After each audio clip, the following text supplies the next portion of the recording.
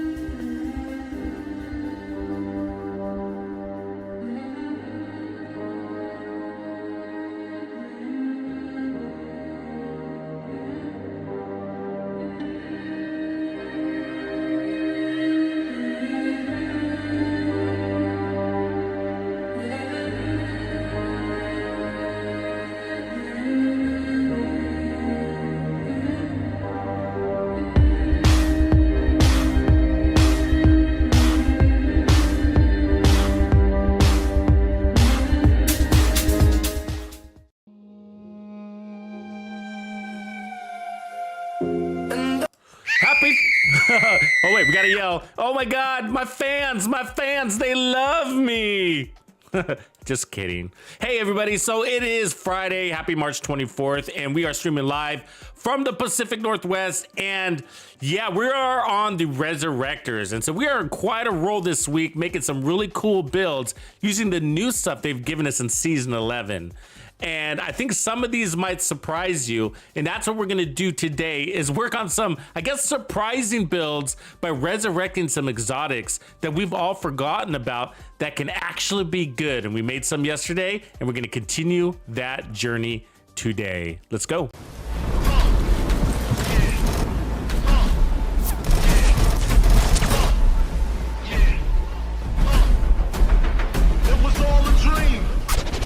Now I'm in the limelight cause I rhyme tight. Time to get paid, blow up like the world trade. And if you don't know, now you know. Born sinner, the opposite of a winner. Remember when I used to eat sardines for dinner? Used to raw G, Lucy B, with the freak. Spread love, it's the Brooklyn way. Funk master flex love. And if you don't know, now you know. Star ski. I'm blowing up like you thought I would. Call a trick, same number, same hood. It's all good. Watch this. And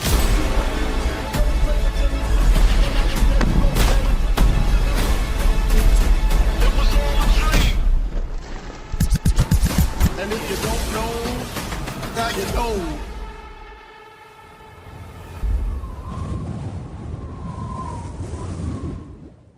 And we, sorry about that, I gotta turn that off, huh? She keeps screaming at us. Quit screaming at us, you know why? Because we don't. I don't fuck with you. Ow, ow, ow.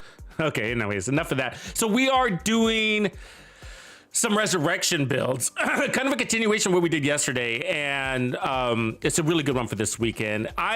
We've had quite a week. We've had quite a week, actually. We've come up with some really cool builds that are justifiable to publish as build videos. So we got a stack of them, and one of them is going to launch tomorrow morning, and that's why I'm kind of getting a little late start here, so apologize for that. Meant to get going a little bit earlier, but I wanted to make some headway in this video I'm trying to publish for the morning. It's a new build video. With that being said, we do have the last build video, the merciless build video, pinned at the top, and that's what I mean. So the merciless, we actually made a really good merciless build, probably the best one I've ever experienced. And you know, we always whip out the merciless probably once a season, once a quarter, whatever, to try to make something good. And we made a couple of pretty good builds back in the day. They were fairly traditional, built on power and just trying to get some decent handling on them. But this build for season 11, utilizing the Ninja Bike backpack, kind of just took it to the next level. Not only made it effective, added great survivability, but also added that impactful feeling, that wow that we're looking for from our builds. And we have quite a few of those in season 11. And that's sort of kind of the interesting thing, and something that is kind of a theme in today's stream, maybe this coming week, is it's like, man, you know, there's a lot of people that weren't really excited about season 11, or that aren't even really participating with season 11 for a number of reasons. One is because, you know, it's kind of a season of the headshot, season of the sniper, and some people just don't snipe in the Division 2, and they're like, it's not really for me. Right? And so you see a lot of that. And the sad part is we got this determined talent, which is pretty good, and Hot Shots, which is great. Hot Shots is amazing, and Habsburg takes things to the next level. All really, really good gear. And you could utilize those pieces on builds that are not sniper builds and come up with some really cool stuff. So you have to think outside the box. And that's the subject, right? Because, you know, like, we've been there and done that with our builds, guys. What are you looking for? Another contractor's glove? You know what I mean? Like another Fox's Prayer knee pads? I mean, we've been there. We've done that. We don't need that stuff anymore. We need more things like the Ninja Bike backpack, the Memento. We need more things like the Picara's holster, things that add variety to our gameplay. And that's sort of where a lot of these builds start, right? Which is not from the variety perspective, but they come from the effectiveness perspective. You got to check that box. You have to check that box. Does the build do what it says it can do? Check. Is it logical? Check. Is it effective? Check. You have to have an effective build in this game. right? And then from there, it's the fun box. Is it fun? Check. Because let's just be real. If you're on your knees, hands and knees all the time, that's probably not the funnest build in the game. You know what I mean? If you're waiting for an ally to pick you up all the time, or the control point hero that never comes, you know what I mean? Or your reviver hive, right? It's just like, those aren't usually the funnest builds. I mean, there's a few of them that are really good, but still, you know, the fun builds are when you are playing the game your way, whatever way that is, right? And so I think I feel bad for the people that didn't give season 11 the time of day, because I mean, we are just digging. I mean, we have to dig and play, but we get some ideas and we run with it, and we're coming up with some really cool builds. Let me pull up one as an example. This is one where we left off yesterday playing, and we're going to continue on this journey and also farm for these builds. But this is the Dread Edict. Now, I thought the Dread Edict's interesting, you know, when they released it, but you know, we all used it and just kind of stashed it after we did, right? And so we all did. And actually, I'll be honest with you, when I saw Hot Shots, it's the first thing I thought of. I was like, that really lines up with the Dread Edict. I was like, you know, the Dread Edict was all right, but I still kind of always just preferred my standard SVD. You know, and so I was like, with the Dread Edict, I was like, the Hot Shots thing, you know, could be really cool. And then we tried it. That was like the first build we tried right out of the gate, literally day one, first build, Hot Shots. We got it right off the rewards track, right? First thing. And then we paired it up with the Dread Edict, and it just fell ultra flat. Just like, oh, this is lame. It was lame. And it's not, the gun has already kind of been, the gun isn't lame. It's actually, we just didn't have the available things to make it good. So there's a story behind Dread Edict, and the story continues with other exotics, Sacrum, Bloody Knuckles. What's the other one that we got that had the same issue? The G9, the LMG. So we get these weapons, and they all have the same bug. You know which bug I'm talking about? The scope bug. So the scope never works on them on release. All of them have been like that. All of them, right? And so what ends up happening is, like, some of the best talents we can't use, or we're missing damage. So, like, for example, focus is really good with SVDs in general, and we couldn't use focus with the SVD. So we all tried it, and we didn't have focus, which is one of the best talents you can use. It's an Heraldry piece, right? Pristine example. And we couldn't use it, and so we're just like, okay, it's fun. We got our little bit of fun out of Dread Edict. That's all right. It's all right. Moving on, right? And we don't hate it. I mean, most of us don't hate it, and we don't love it, and so it just ends up collecting dust when that's the case, right? And so in yesterday's stream, so of course we tried this at the beginning of the season. In yesterday's stream, we got an idea and pulled out the SVD, and we come up with this build. I mean, you can run it in a couple of different ways, and it's not perfected by any means. But somebody in chat was saying they were working on a Aces build. I was like, oh, and that sparked this idea. And so basically, we're running the Ninja Bike backpack, and this is one of those builds. So hands down, okay, hands down, the Ninja Bike backpack doesn't always make sense for every build, right? But that isn't anything new to the Division 2. Everything is like that in the Division 2. That's not really anything special. And so people just kind of exaggerate on that, and they kind of create drama over it, but it's like everything in this game. I mean, the Bloody Knuckles, I mean, just bring up those, right? I mean, the blue screen, let's talk about those. Sacrum, let's talk about those. You know what I mean? It's just like, and people say, listen, this is one of the comments that you hear a lot. Like, the Ninja Bike backpack isn't worth it because you lose a weapon talent off of your backpack, and it just isn't worth it. It can absolutely be worth it, right? And so, and this is one of the builds that is, right? Because what the Ninja Bike backpack does is it allows us to unlock a 4-piece Aces, as well as a 2-piece Hot Shots, giving us 30% marksman rifle damage and 30% weapon handling. Both of those things that we could not do without the Ninja Bike backpack. And at the same time, we get damage, weapon damage, and damage to armor, which we could not do without the Ninja Bike backpack, and have the 4-piece Aces, which is 30% amplified damage. And so this build with the SVD can one-shot elites when you get it all the way, you know, with all your procs and stuff like that. But either way, like 2 shots most of the time. 2-shotting elites most of the time. What's really cool is that we're getting an auto reload off of those headshot kills. And it's really easy to get that and more consistent than the full 4-piece hotshot build. And so I'm really excited about this build. I'm really excited about the Dread Edict and its use case, so we're gonna show it off. And then one of the other builds we created yesterday, and this one's gonna blow your mind, the Ninja Bike knee pads. We whipped those out yesterday and came out with the build for those. So not the Ninja Bike backpack, the Ninja Bike knee pads, you know? And so, that was really fun. And so we come up with some other really good builds, and we're still farming for perfection from these. And so, you know, so we've done the Merciless, we've done the Pestilence, we did the Dread Edict, and all these builds are both effective and logical, unique, and they just get the job done, and they check the fun box at the same time. So that's what we're up to today. And so let's see who we got in the house. What up, John? Action. We got Grumpy. What up, Norman English? Jerry's in the house. Morokai. What up, brother? NH4005. Bico. Chevy. All right, it's Friday night, folks. So let's go give this one a spin real quick. Let me show you what it can do, and then we'll talk about ways that we can improve this, and then also start peeking around. So we've also done the Mantis. So we did the Mantis the other day. That was a really cool Mantis build. I might rock that one for a few minutes.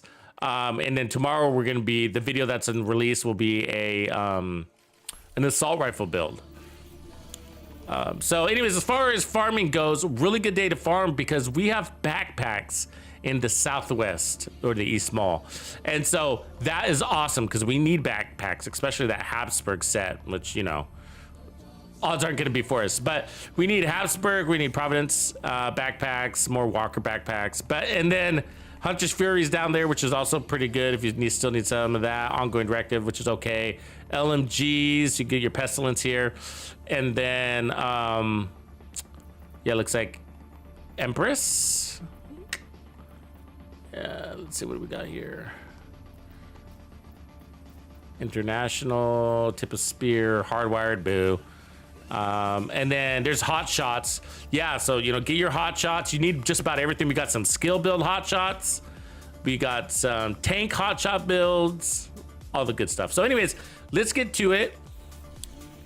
Let's get to this build. I want to get my hands on this build a little bit more and then see how we can upgrade this. It's not really a run and gun, it's mostly a play from cover. And one of the things we're looking at is I think if we get a Habsburg chest piece, it would take this build to the next level. And that's because Habsburg gives you both headshot damage and weapon handling. And, you know, I just haven't been able to get a good farm on that gear set yet. But I mean, not weapon handling, we get headshot damage and marksman rifle damage. And so if we can get a good set, and this one's just not it because I'm missing the headshot damage there, then that might take this to a more consistent one-shot kill on elites. But let's just go give this bad boy a quick little testy test. Hostile control point detected. And then we got to think about some other exotics that we can resurrect. So that's kind of the theme of today. Let's look at some resurrecting some other exotics using season 11 gear. So it's got to make sense to that degree. Skeletor, what up? Oh, did you not making that bomber build? Look at you. Oh, you're looking to make it. So like the Acosta backpack can be one as an example. Right, but you know, then we'd have to mix it in with Habsburg, so that one's kind of hard. Backpack exotics are going to be hard. Well,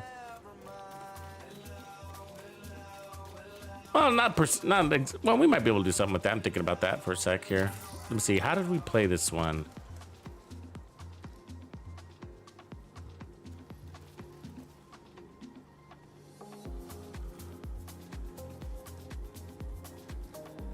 Sorry, I'm hearing weird noises behind me, like there's somebody walking back there. Oh yeah, there's more over there, okay.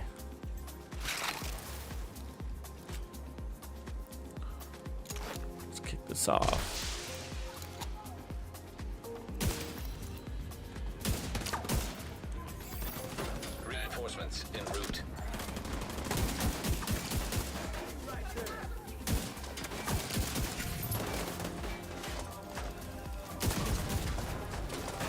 Fire, fire.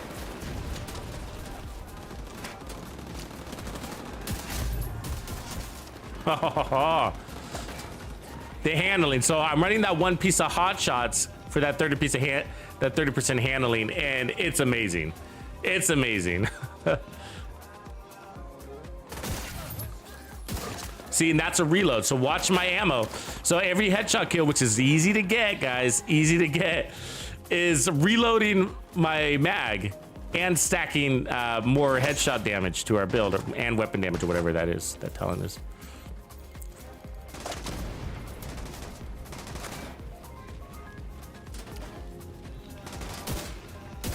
There it is again. See how easy it is? And we've got refilled our mag. Reinforcements in place. Another one. So you see the little bullet symbol kind of to the right there? So we're almost at peak damage on our build. So as long as we don't reload, we keep stacking that. So that's what we're looking to do, is basically not clear those stacks. And then as long as we don't clear those stacks, then there we go. And then we start chain killing elites with one bullet, which is not a big deal. I mean, there you go. There's 9.2 million right there. So I mean, if you kill an elite with 2 bullets, it's not the end of the world, but.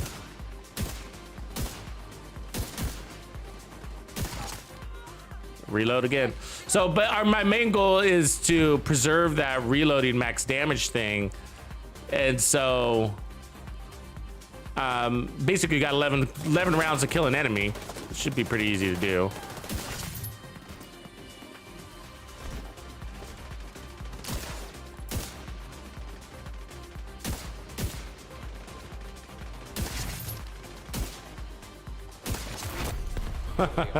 I love it. I love it.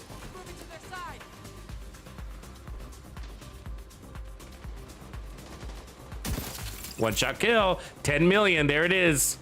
There it is.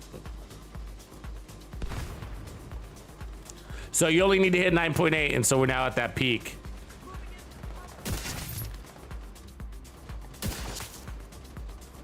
And then of course the boss will probably take more than one shot, but is that all that's left? I think so. Here, bossy, bossy.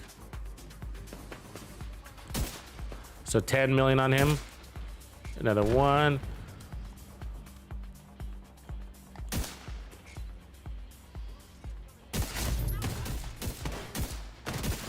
There it is. So I think 3 shots on. 3 shots to kill the boss, basically.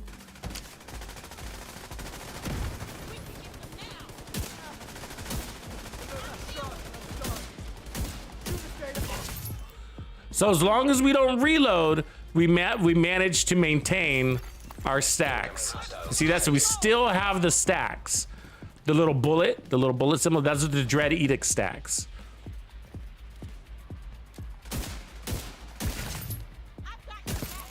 One shot kill.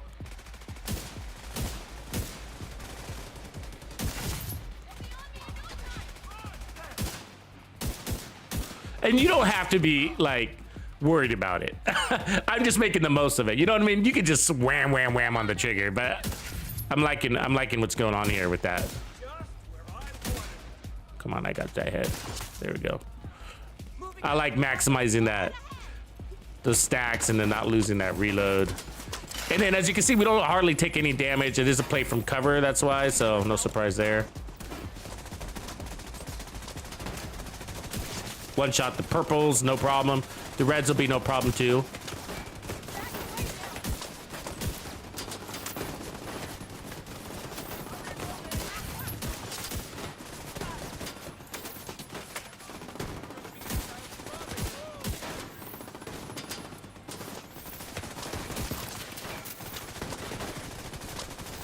Those turrets back there are annoying.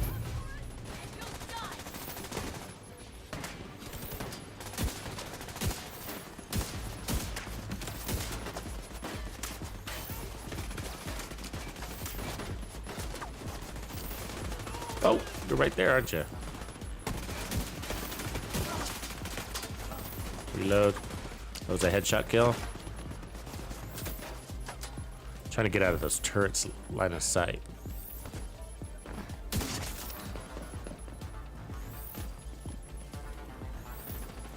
And so if you do reload, you're gonna pick up mega bonus armor, right? So that's what happens if you reload, because that's what the Dread Edict rewards you with.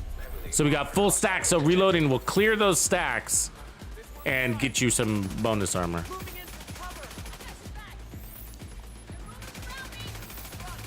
That guy go up there.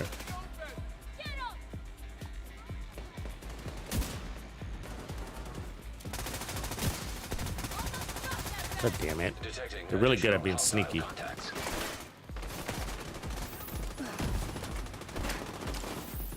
Actually, let me come back here.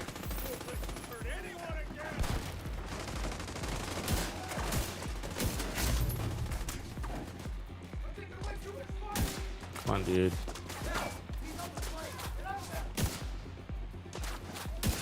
There it is.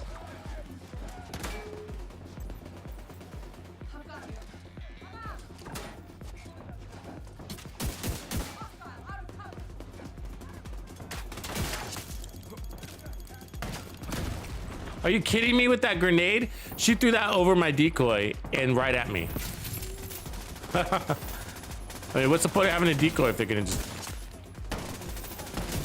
one-shotted an elite right there? Beautiful. So it's, you know, it's worth it just to kind of play it a little bit slower and maintain your ammo, maintain that one-shot capability. Here's a boss. So that's a second shot on him. So 3 shots on bosses, basically. Or 4. That first one might have been a body shot. And I'm wondering, I don't know if this will carry over to the next fight, but I want to know. The stacks from the Dread Edict.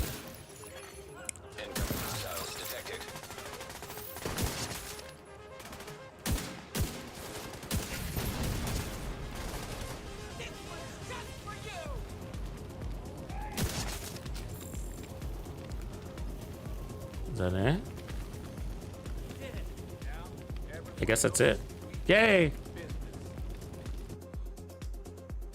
Yay!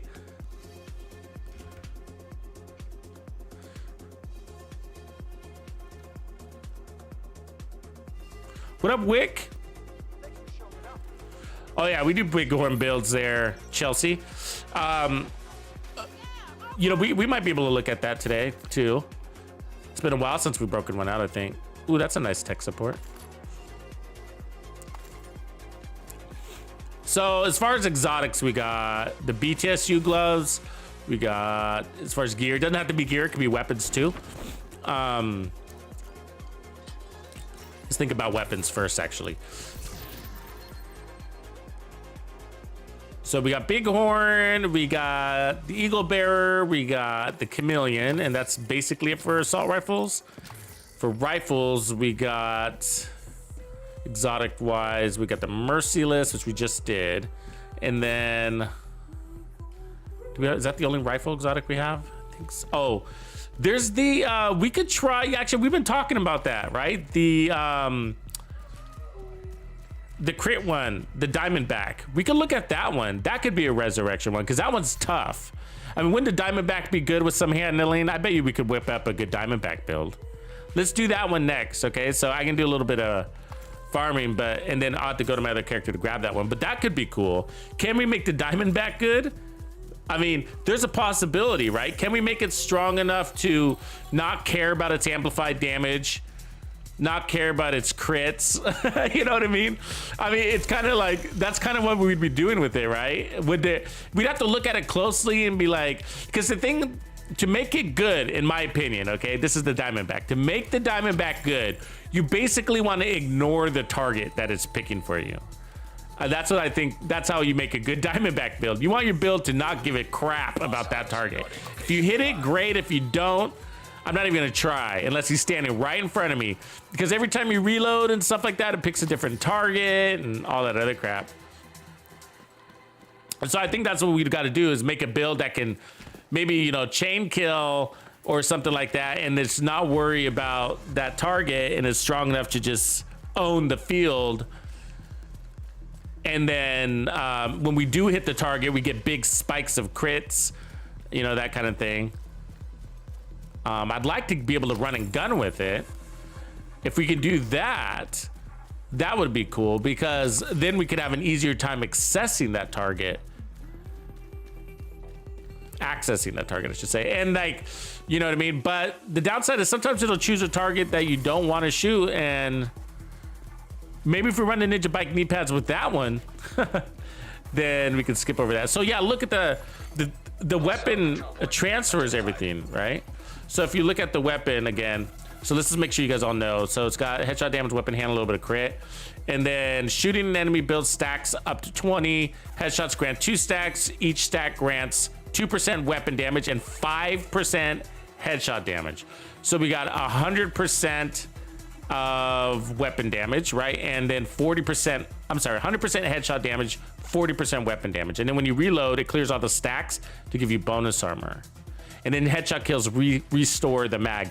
And the damage for sure is what I'm going for, because the damage is giving me chain killing capabilities. But even if I didn't, it's not a big deal, because it's 2-3 shots on every elite, you know, so we don't really have to have the chain killing. But what I'm liking is the auto reload thing. I love auto reloads. We got the chatterbox. We could look at that thing too. And the chatterbox would be about power and survivability. How do we add more power to the chatterbox?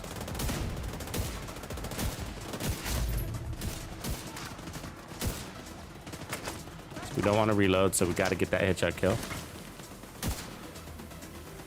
This guy's being tricky. There it is. And we got it just in time, right? Oh, now we're one-shot killing.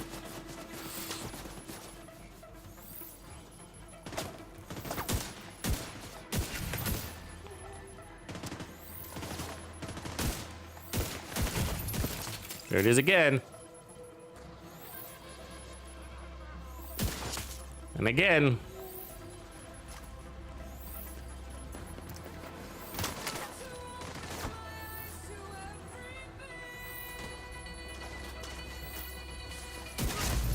Yeah, so red and purples are going to be no problem. So you got those are going to be really easy, as you can see. And then elites, you work your way up there. Look at 10.5. So we're chain killing everybody at this stage.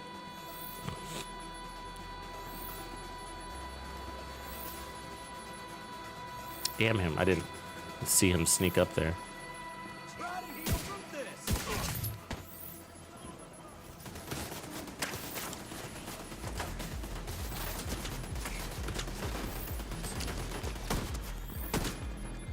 Oh, you little fucker. Oh, right on that rail, come on. There it is. Heavily armored hostile detected.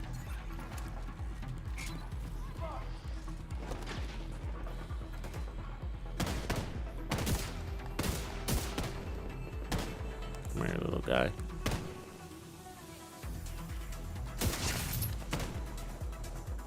One, two.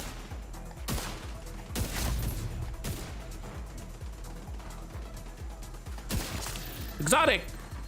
About 3 shots on the boss. You know, the body shots I'm not really counting because they don't really do much damage. One shot that elite. So 3 clean headshots will kill a boss. Maybe 2 if you had super clean, if you have your stacks on your come here, you little fucker. Oh, you little fucker.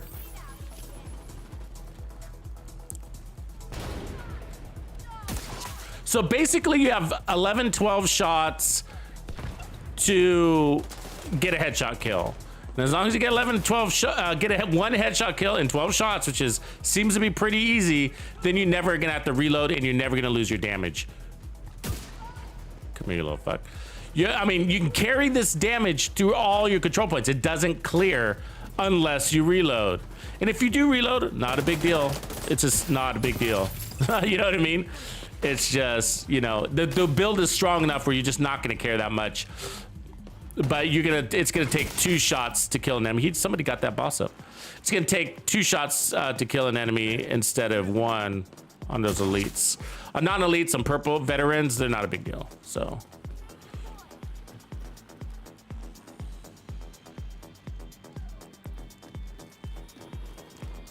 I see you.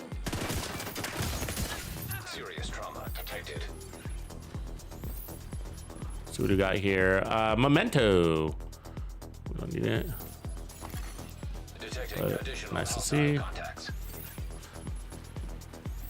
So with this, if this works, we can put on Pistolero and not worry about ammo on an SVD build, which is pretty unique. So I don't have any directives on right now, but we've been running directives all week, and so just waiting to see how this performs before I do. The special ammo will suck, though, I gotta say that.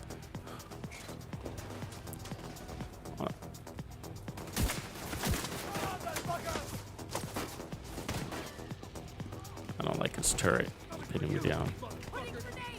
Shit. Ah, no, I'm stuck. God damn it. Oh, God. I rolled bad. Ah, look, there's nobody to run to.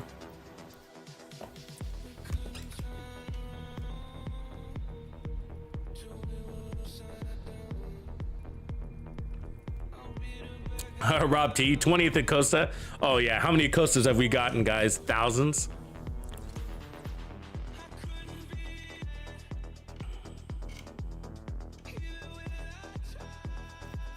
No, Larry, we didn't need to switch polarities running 2 RSRSs because the builds were strong enough. We just kill anybody we want to. Didn't matter what color they were. You didn't have to switch. That was the whole point of running the sniper builds in the polarity event. But either way, yeah, that makes sense. But that's the part that we find annoying, is having to switch weapons. Like, we just don't really want to do that for whatever your reason is. Like, you got determined active, so you don't want to switch weapons, or you got, you know, whatever you have. But sometimes you have to. Yeah, we were running the sticky bomb build yesterday, Skeletor. We were trying to see if you could make good explosive builds with the ninja bike. And, you know, not really. It's kind of tough. The problem with explosive builds is that all your survivability is in your weapon, because you can get that easy armor on kill. So you didn't need to run Bellstone or anything like that. And then running the ninja bike backpack to get more damage actually results in less damage. I mean, so you're doing it just for the sake of variety, but you're not getting any benefit out of it. It's you know, no added survivability. We weren't getting added damage. But either way, it was effective. It worked. There's no doubt about that. With the ninja bike.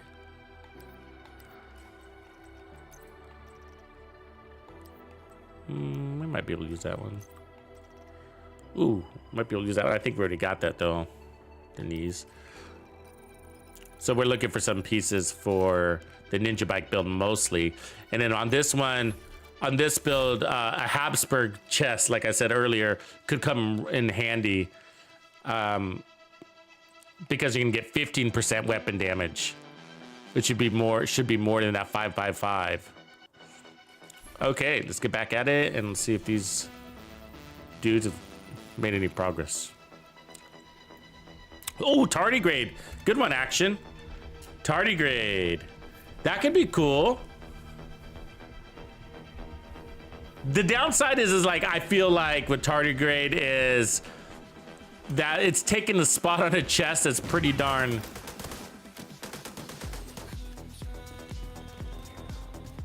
Well, you know what? This one could actually run to tardigrade because we don't have to one-shot kill.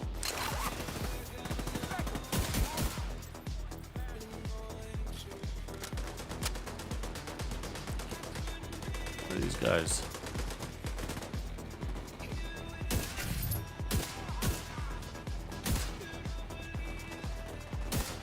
Wow, he's tricky. There we go.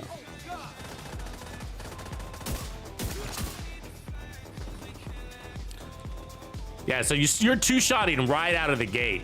Remember, we're not running vigilance. We don't have the memento, right? And so people are saying like, you know, people say like, oh, the ninja doesn't make sense. It's just not worth it. Yeah, sometimes. On some builds it is, like you don't need vigilance. We don't need it, you know?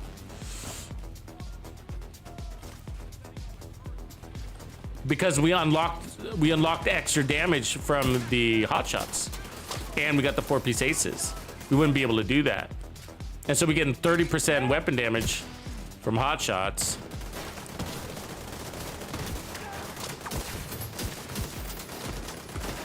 Damn, that turrets. Why are they not shooting at my thing?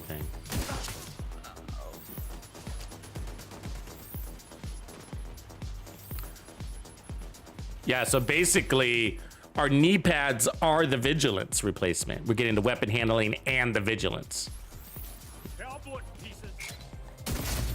One shot, one shot.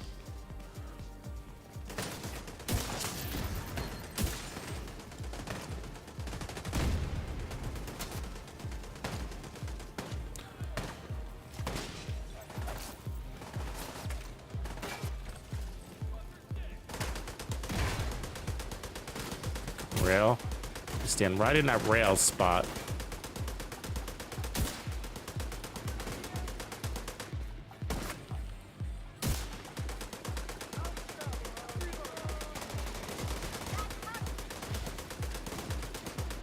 Damn, they don't want to fight.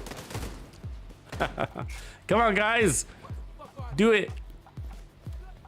That suppression thing is annoying, huh?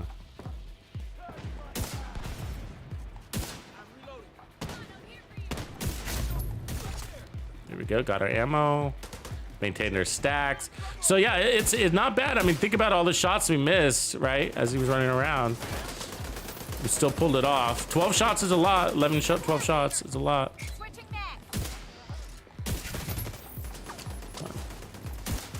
See you later.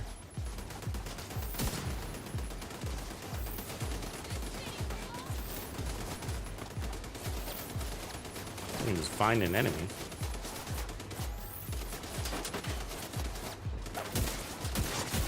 There it is, ammo. Hostile detected.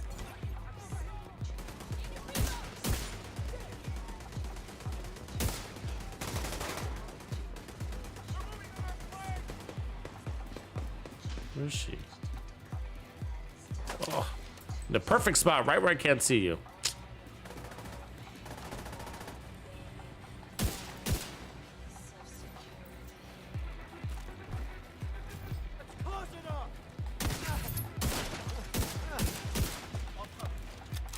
Oh, I reloaded.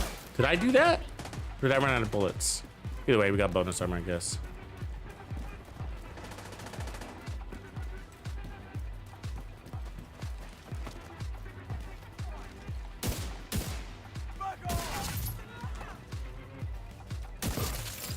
Already one shot killed. Or probably 2 shots. I think he was missing a little bit of damage. But either way, 2 shots, 1 shot, it's the same. It's the same. It's great. Take it. So that's what I'm saying. If you have to reload, it's not the end of the world. You're still very strong.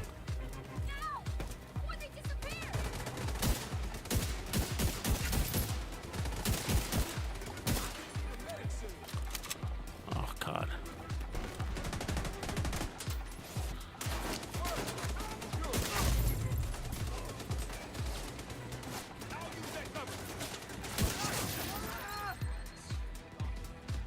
Is that rogues? It is. This will be fun on rogues. Let's see what we can do.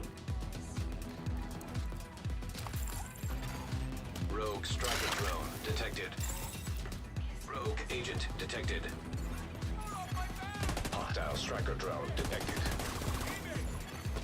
Rogue incinerator. Oh, God. Detected. Look at all this shit going on. Hostile incinerator turret detected.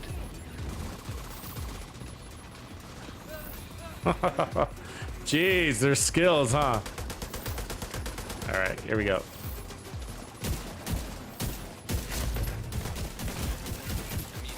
Oh, she was faster. I had her. Oh, well, it's good. A fire build over an explosive build. Rogue agent eliminated. Like a fire mad bomber build? Probably not. Unlocked. I mean, for the fun of it, I would. But as far as like, if I had to choose like which one would be more effective, probably go for the explosive build. The number one thing like that I have with Mad Bomber is that like Detected. I feel like the point of it is to have unlimited,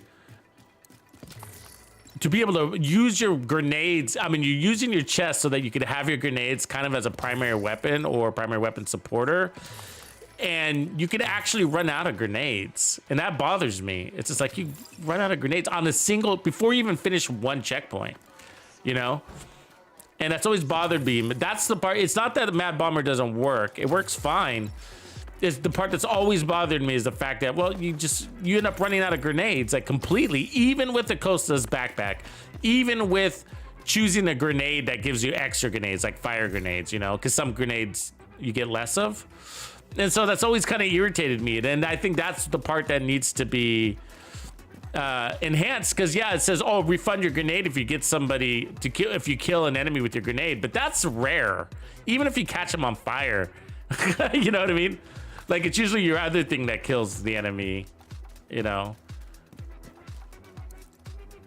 I mean, you can kill them on fire, but if you end up running the Costa's go bag, then you're gonna get that refund anyways. And so anyways, you're really playing into the, if anything, it's just like Mad Bomber is almost really playing into the Costa go bag. That's almost really what you're playing into, you know?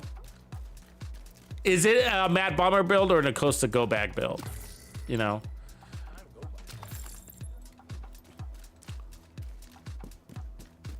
And so then you end up going, okay, well, it's, you know, then you start having to have, okay, so I can't use my grenades more than once every 60 seconds. That's what I found, right? So once a minute, that's your cap. Because if you do, I mean, you can every now and again use more, but you're not going to get your overcharge anymore. And you're not going to get the refund in the grenade either. So what ends up happening is those extra grenades are just waste, right? The extra 9-10 grenades you have in your stash end up being less useful because they're not proccing overcharge and they're not being refunded. So it makes you kind of, it really, how do you say, discourages you from using them. And so what ends up happening is you're like, okay, so you got to have something to fill in the gap for 60 seconds, which ends up usually being a skill because you're running the Costa's go bag. So that's okay. So then you're probably going like maybe fire chem. Okay, now that's a problem though, right? Let me tell you why. Because if you use the fire chems, then you're like, why do you need the fire grenades? Why not run a damaged chest talent instead? That would help your fire or tag team to get your fire keep coming back over and over again. Your fire is going to be better than your grenades. You can trigger it. You can kill better with it. You know, so it's, Control point nearby. I mean, and that's the problem. Like, and that's the problem. And then you're like, oh, well, then you go to start looking at Eclipse for the fire to support. And then you're like, oh, well, shit. Now the Eclipse chest has that. You can get wider spread with the Eclipse chest over Mad Bomber, but maybe you give that up, you know? But this is the problem. Your skill will begin overriding your grenades, you know? And so that Mad Bomber only becomes an overcharge tool. And then you start to realize, well, I don't really need it. You know what I mean? Like, you're effective, you're killing everything with your fires. So even without if you just suspecting a little bit more damage, you might not need that overcharge, you know? I don't know. You know, and so it ends up being a slippery slope, I guess is, I think maybe what I want to say, right? It ends up becoming a slippery slope. And it all starts with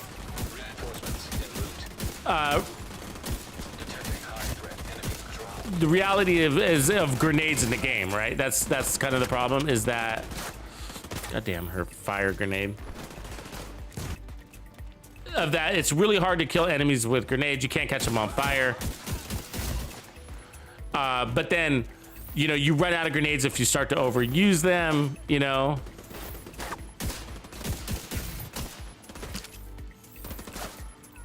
Yeah. And so I feel like they should give you some sort of like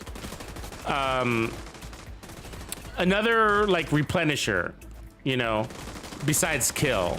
You know, I think that would, or amplify damage to your grenade or something like that, so they can guarantee the kill. You know.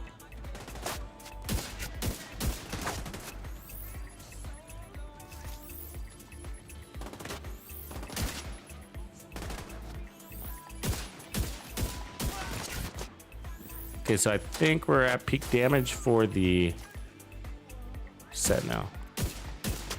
Why can't I get that guy's head? There we go. Reinforcement complete.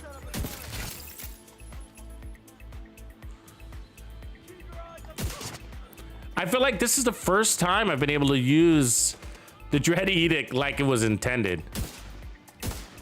You know, actually play into the buffs. Before, I feel like I wasn't getting all of the buffs and stuff like that. Mostly because the handling just still wasn't there, you know?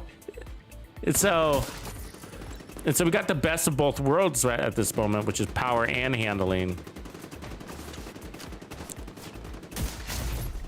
Heavily armored hostile detected. Yeah, so yeah, Mad Bombers, it's a shame. I wish they made it a little bit better.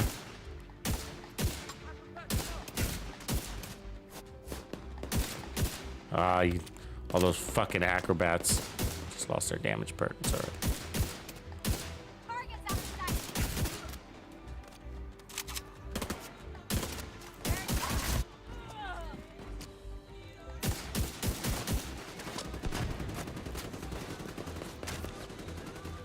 Here, bossy, bossy.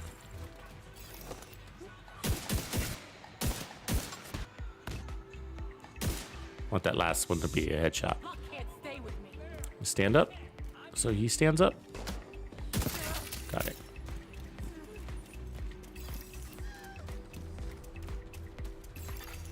Incoming hostiles detected. We also have Sawyer's knee pads to toy with. I like the idea of the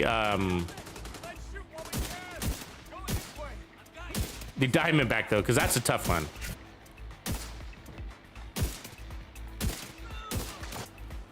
Got it. So yeah, we're at peak damage.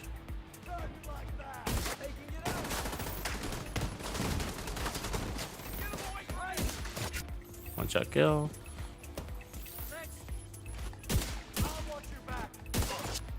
One headshot. Might be able to see him from over there. I can take you. Worst timing. Got you.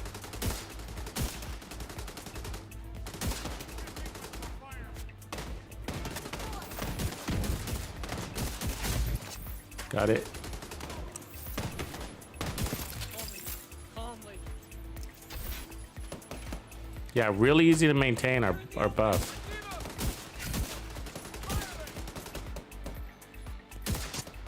Got it. I'm not doing anything special. We just have so much handling. You know what I mean?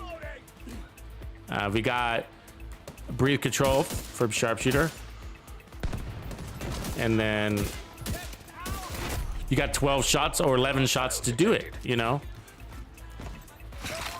Just don't accidentally hit your reload button. It's basically, if you're a habitual reloader, which I am, you know, that's your weak point. But otherwise, you got 12 shots to get one headshot kill. Just one headshot kill in 12 shots.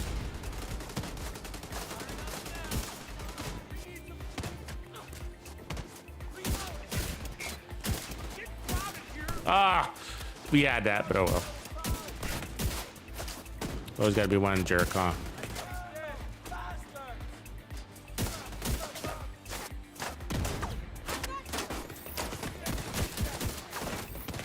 Try to get that fucking turret. It's annoying.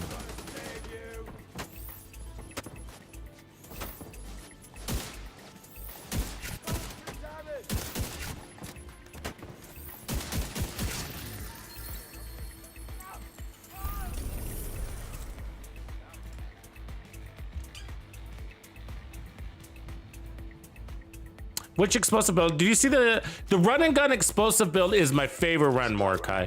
My favorite one to run. Yeah, the Diamondback is horrible. If we can make that one good. Can do anything.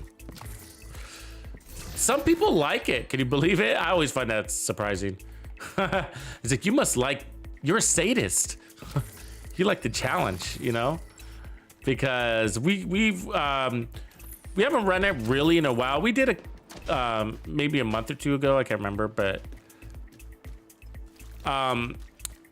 the last time we really put a build for it, we did make one, and we went through all the varieties, and it was just like, God, this gun is pretty bad. And it's just like, the crit thing is just not worth it. You can, because the non-exotic variations of that weapon, which is the 1886, you could just one shot kill everything without having to worry about some, you know, marked enemy, you know, just go headshot, right? And so, you know, you want to spec into all that damage, and the way to do that is by putting a max crit damage build with no crit chance. And so, but what ends up happening is like, you got this enemy stepping in your face, and you're like, I can't kill him because it's pointing at a different enemy and he wants me to shoot him, but that guy's hiding behind a rock. And the guy in front of me is shooting me, and I have no damage against him unless I shoot the other guy hiding behind a rock. And that's just like, it's like, so we decided, like, it's like adding a directive in addition to your directives. You know, it's like adding a directive. It's a challenge weapon.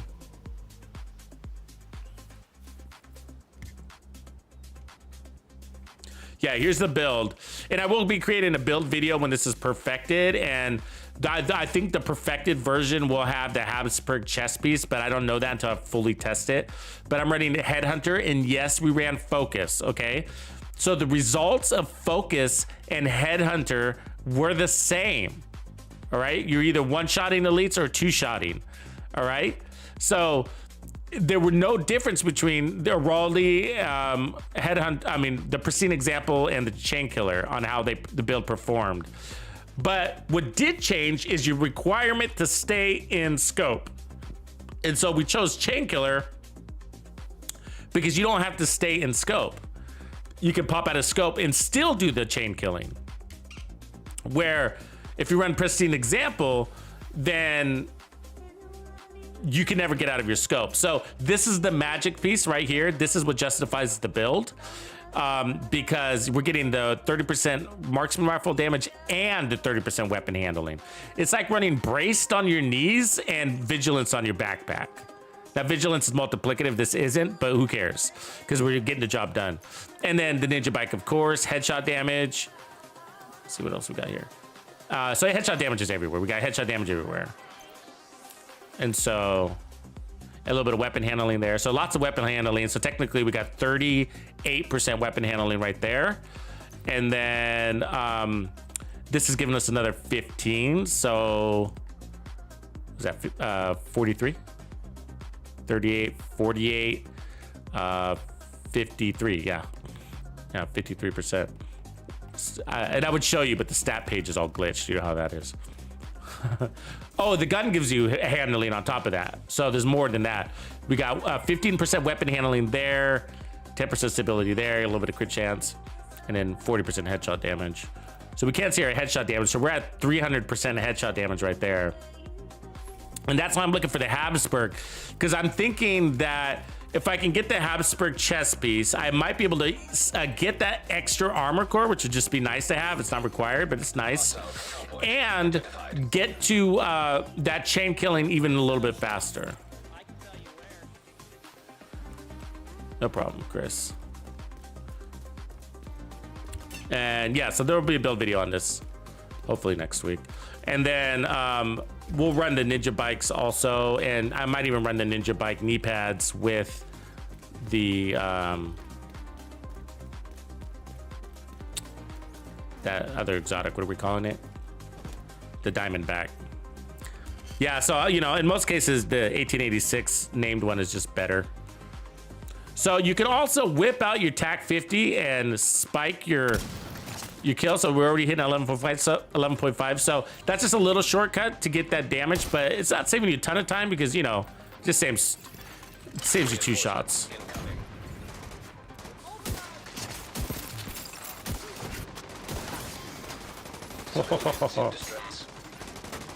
That was nice. That was nice.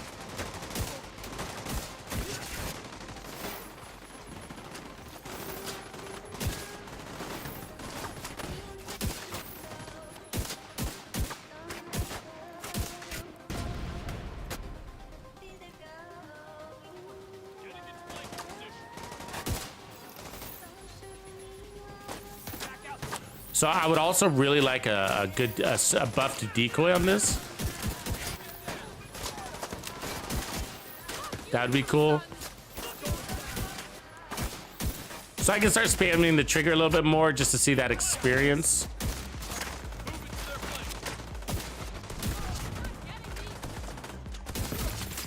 I'm not gonna overdo it, but I'm gonna play it like natural, you know?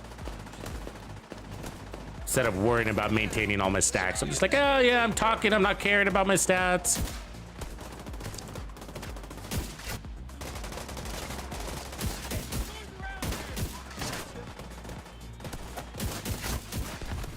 Yeah, so as long as you're doing that cadence, you know, the 1, 2, 3, 4, 1, 2, 1, 2, 3, that kind of thing, then it's gonna be pretty easy to maintain that ammo deal.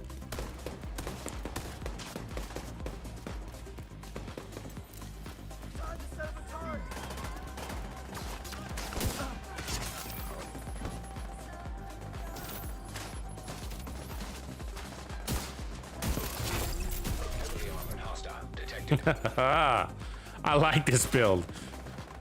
The scope is nice. It's steady. Got everything we need. One shot in elites. What do we got? Save not elite for whoever. Is that everybody?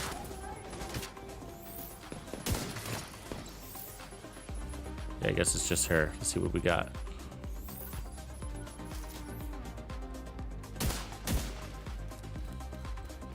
Oh, there's somebody else in there. I knew there was. Yeah, you can move. You can move with this thing. I'm holding still, but it's not bad. I mean, you got to pause to shoot, but there it is. So spam the trigger. All right, let's play on the inside here. Detecting additional hostile contacts.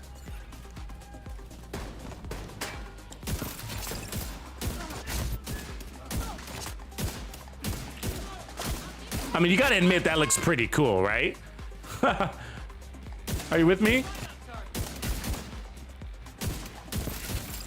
I mean, damn. Post up, you know? Civilians in distress. Oh, there's a reload. Guess I threw out one too many shots there.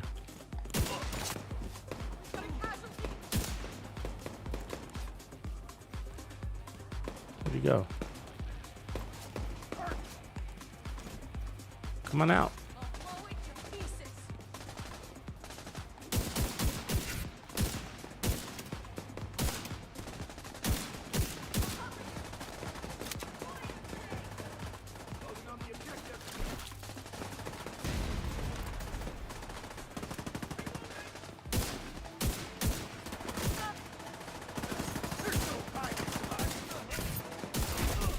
Heavily armored hostile Oh, they detected. threw that fire grenade right in the spot.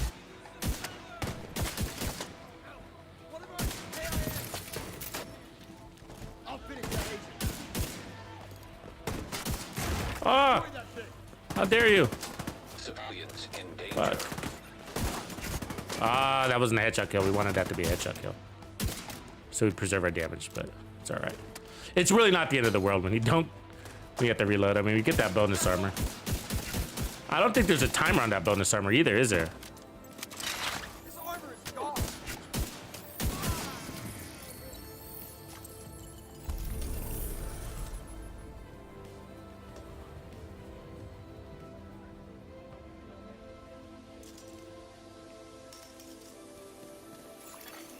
Supply room access unlocked.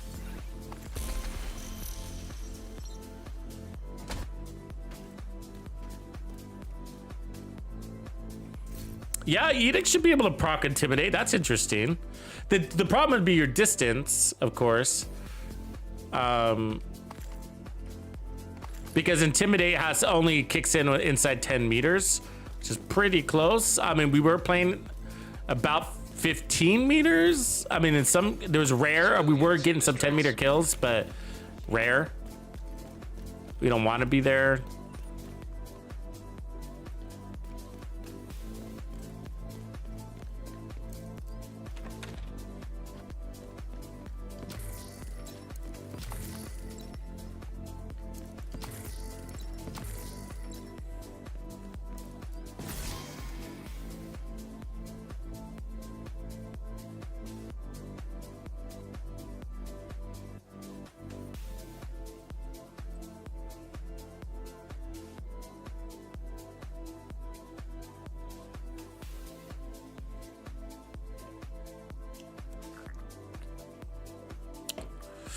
JD, I hear you about that content creator, but they're usually not his builds. And I know that because he's stolen quite a few of my builds. And I don't usually like to talk about it, but because in a weird way, you're promoting his channel. But that guy steals. I mean, he's gone so far as like literally copying even my thumbnail with the build and the intro and how the build is all structured and everything. Like the build, the intro, how he I mean inside his video and the thumbnail, like, and I mean like mirror images of the thumbnail. Like it's like there's my build, like there's no arguing across it. Like you look at his thumbnail, you look at my thumbnail, it's like it looks like he copy and pasted it. Literally looks like that. That guy's just an all-around thief. None of his builds are his, and if they are, they're usually pretty trashy, and we all know that about him. And he doesn't care. He doesn't care. That's why he's an evil genius. That's why we call him the evil genius, because he doesn't care. He actually hopes you talk shit on his videos because he knows that comments give the video traction, you know. But no, all of his videos are, all of his builds are stolen. That guy steals, just flat out. And he doesn't care. He wants you to say, hey, that's Tux's build, because he wants the comment, he wants the discussion, because he knows that it gets more views, and all he really wants is that Devine.net advertisement payout, which is paying him like a couple hundred bucks every 1,000 views or some shit. It's like $50 every 1,000 views or something like that.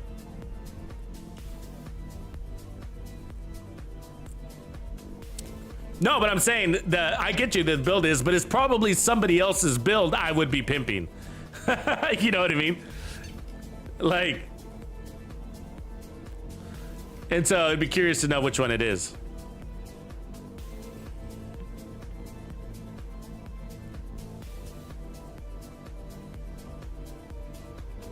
But it's no surprise. I mean, most people already know that about him. He's been carrying that reputation for years now, really.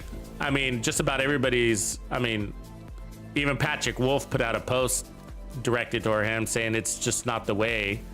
Please stop stealing from me, you know.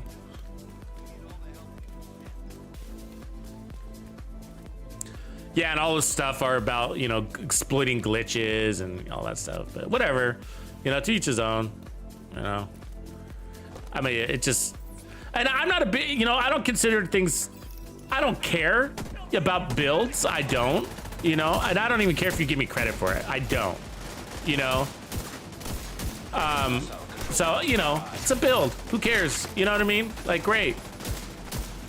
I mean, it would be nice if, you know, when people do that to spin it a little bit to make it their own officially. You know what I mean? And that could be like, you know, adding a bunch of armor and showing that, hey, it works as a tank build, or taking off the armor and if it's a tank build and saying, look, it's a great DPS build. And you don't even have to give me credit for it. I don't care, you know. I got more builds to make than I can deal with. So, you know, and, you know, it's for the community anyways, you know. And so if somebody else is making money off of my ideas, I don't care. You know, I don't. And so it's just that it's more just it's the principle of stealing and stuff like that. It's just kind of like, wow, do you have to be so deliberate to actually copy my thumbnail too? And then like structure your video to say, I mean, the thumbnail thing is over the top, right? You know, it's just like, geez. It's just like, wow.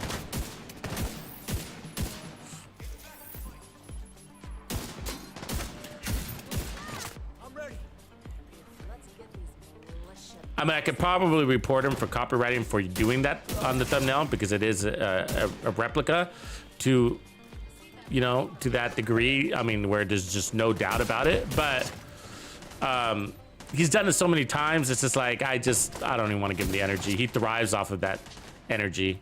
That's how he gets off on it, you know?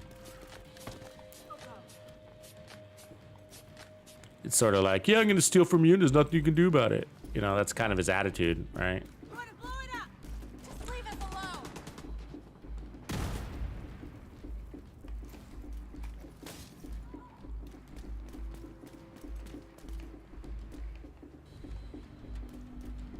Taking out the trash. Yeah, you gotta to truly destroy your enemy, you must love them. And so yeah, so we kind of more feel sorry for him than anything, you know, just because he obviously doesn't have any originality, and he gets a lot of feedback and he doesn't implement it. So obviously he's not the smartest bulb in the book, or in the smartest bulb or sharpest knife, whatever you want to say. But Get the fuck out of there. Destroy it.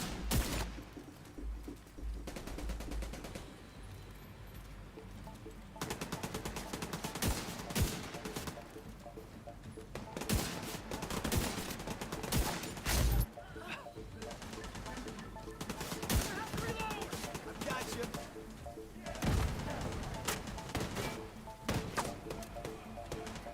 I'll smash it.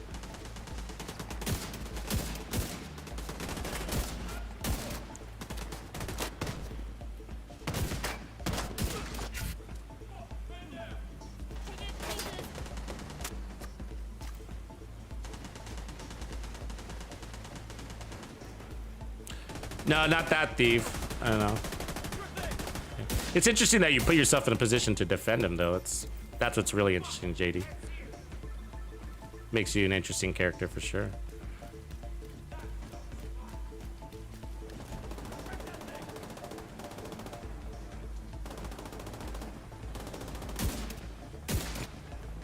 But it's not his build. It's probably mine in the first place. You know, probably is. This way. I can take care of it.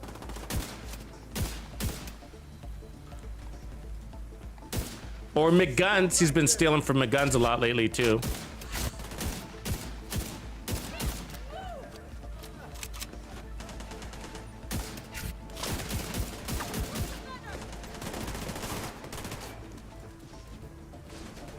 Don't stay in place. I'm here. Have some of this. It's as good as gone. You want to see the action? Get warming up. Shit. Sit.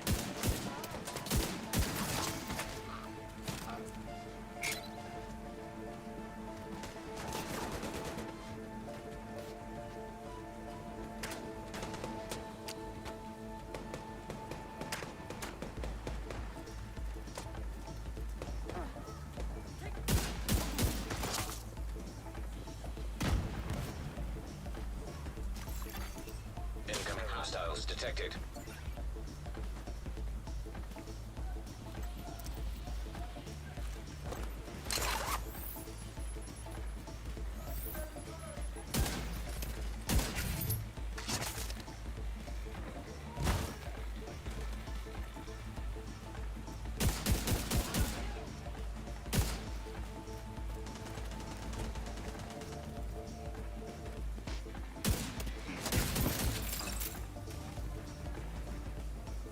Shot the shit.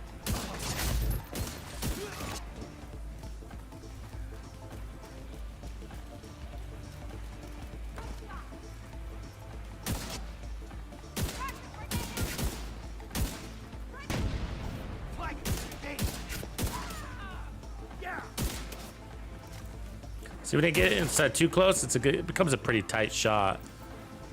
You know, that inside dead 10 meters. That's probably why it wouldn't work. But you know, some people got really good at hip firing this thing back in the day. I'm not a big, I don't enjoy hip firing, you know, it's a little awkward even though you can. But some people got really good at hip firing with this thing.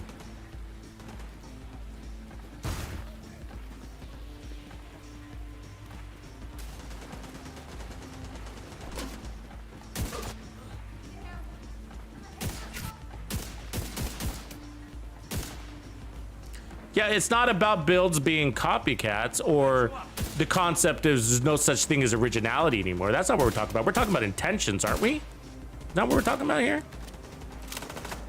Intentions? He knows what he's doing. There's no doubt. You're not going anywhere. And it hurts the community. Everything that guy does hurts our community. Down to the exploiting the glitches and pretending it's because he wants the devs to watch his videos to fix the glitches. You know? I mean, you know how many PvP glitch videos that guy has? Showing you how to be invisible and shoot through walls and stuff like that? Is that good for the community?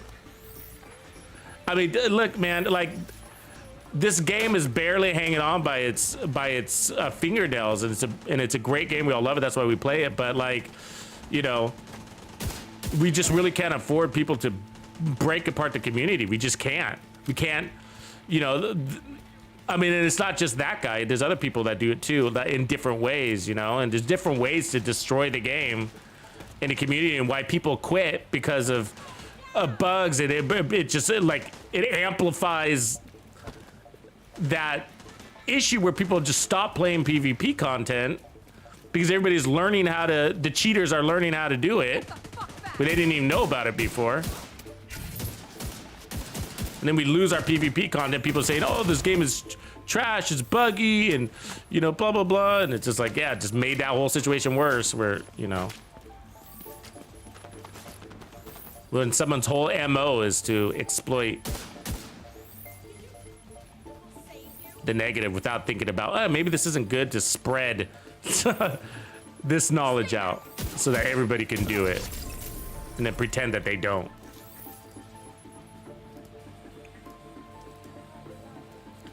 So we're not talking about builds and originality. We're talking about somebody's intentions. Supply room access unlocked. And whether we want to support them on this channel. And I do not have that guy's back. I'll just tell you right now, I don't have that back. Not even enough to pimp his build. Even if it's an amazing build. Don't have his back. You can write that down. You can share it to him if you like. Don't care. I don't think he does either. Starting to see things. This is not.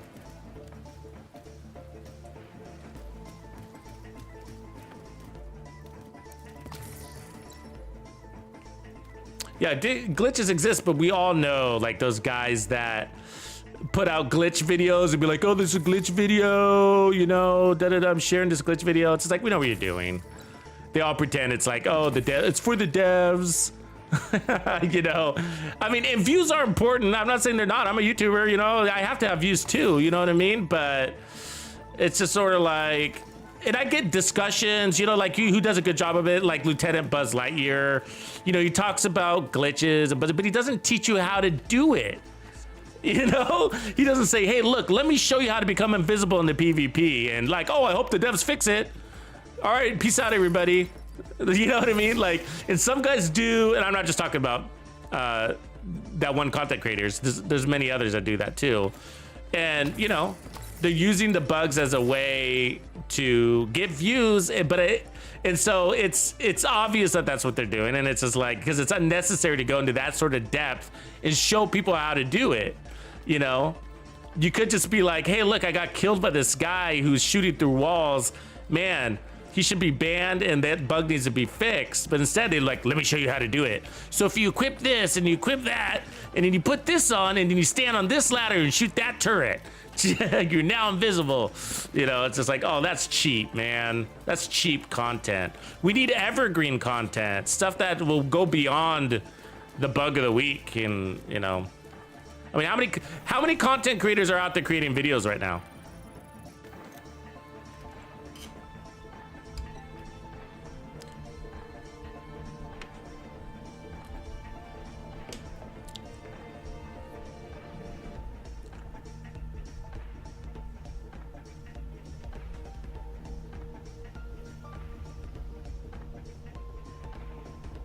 We're not getting any real good gear, are we? I've been on like a gear drive for like a week. I think I'm getting to the point where it's like, you know, because I don't need a lot of the gear that anymore, you know what I mean? And then all I need is the new stuff and versions of the new stuff. And so when the new stuff isn't on the map, I have a hard time getting keepable things. You guys know how many things I crush and I trash? God, you know what I mean? Like, oh my gosh. Okay, I'm gonna set this aside. I can do this last control point and then we're gonna work on something different. Oh, actually, you know what? I think we're good. We're good, right? We're good here, guys. So let me stop this. Let me go get that. Let me reset this first, and then let's go get that piece of junk gun and try to make a build out of it. Because it looks cool.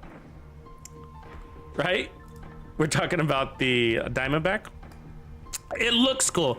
And because it looks cool, we got to try to make a build out of it. That's our justification. No, you know, we do subscribe to the philosophy, I do at least, subscribe to the philosophy that, you know, everything's got a build out there for it, right? And when we get new content in the form of new gear, what up, Manny? Then that's a form. I mean, there's a potential that one thing can be good. And that's what we found with the Ninja Bike knee pads yesterday. And I was really surprised. I was having tons of fun and the build isn't quite done. It could be a little bit better, but again, I had to farm a couple pieces. But it was like, it's not like the meta of the game by no means, but it's like, wow, this is the first time I feel the Ninja Bike knee pads are actually keepable on my build. I'm getting a value out of it. Where every other time, and we've always, not always, but we bust them out from time to time going, let's try to get these stupid knee pads to work, you know? But there's always like a reason, but like, nah, we're just gonna be better off without them, you know? We just are. And usually because you can't stay out of cover like that, but we found a way to be able to stay out of cover. What up, Silencer?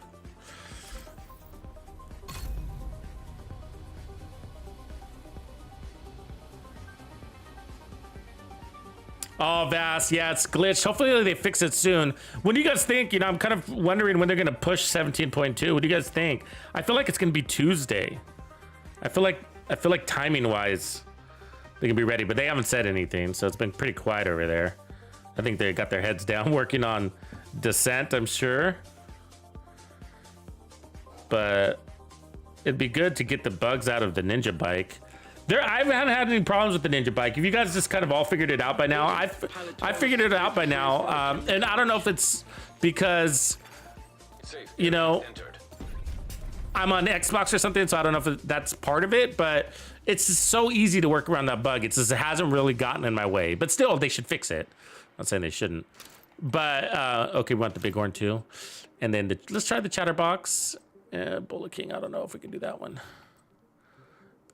And we're waiting for the Sacrum to be fixed. I'm not working on the Sacrum. I don't know about that weapon. But this one came with that scope not working too. Yeah, let's do those.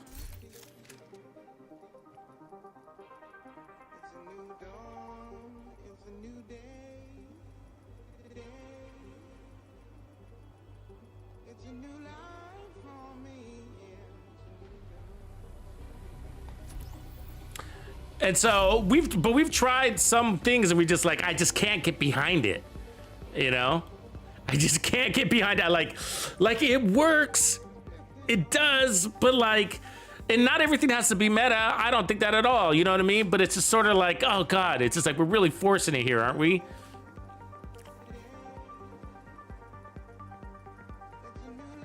Oh God, Fog, that would have been so cool. Fog of War, everybody. Fog of War in the house.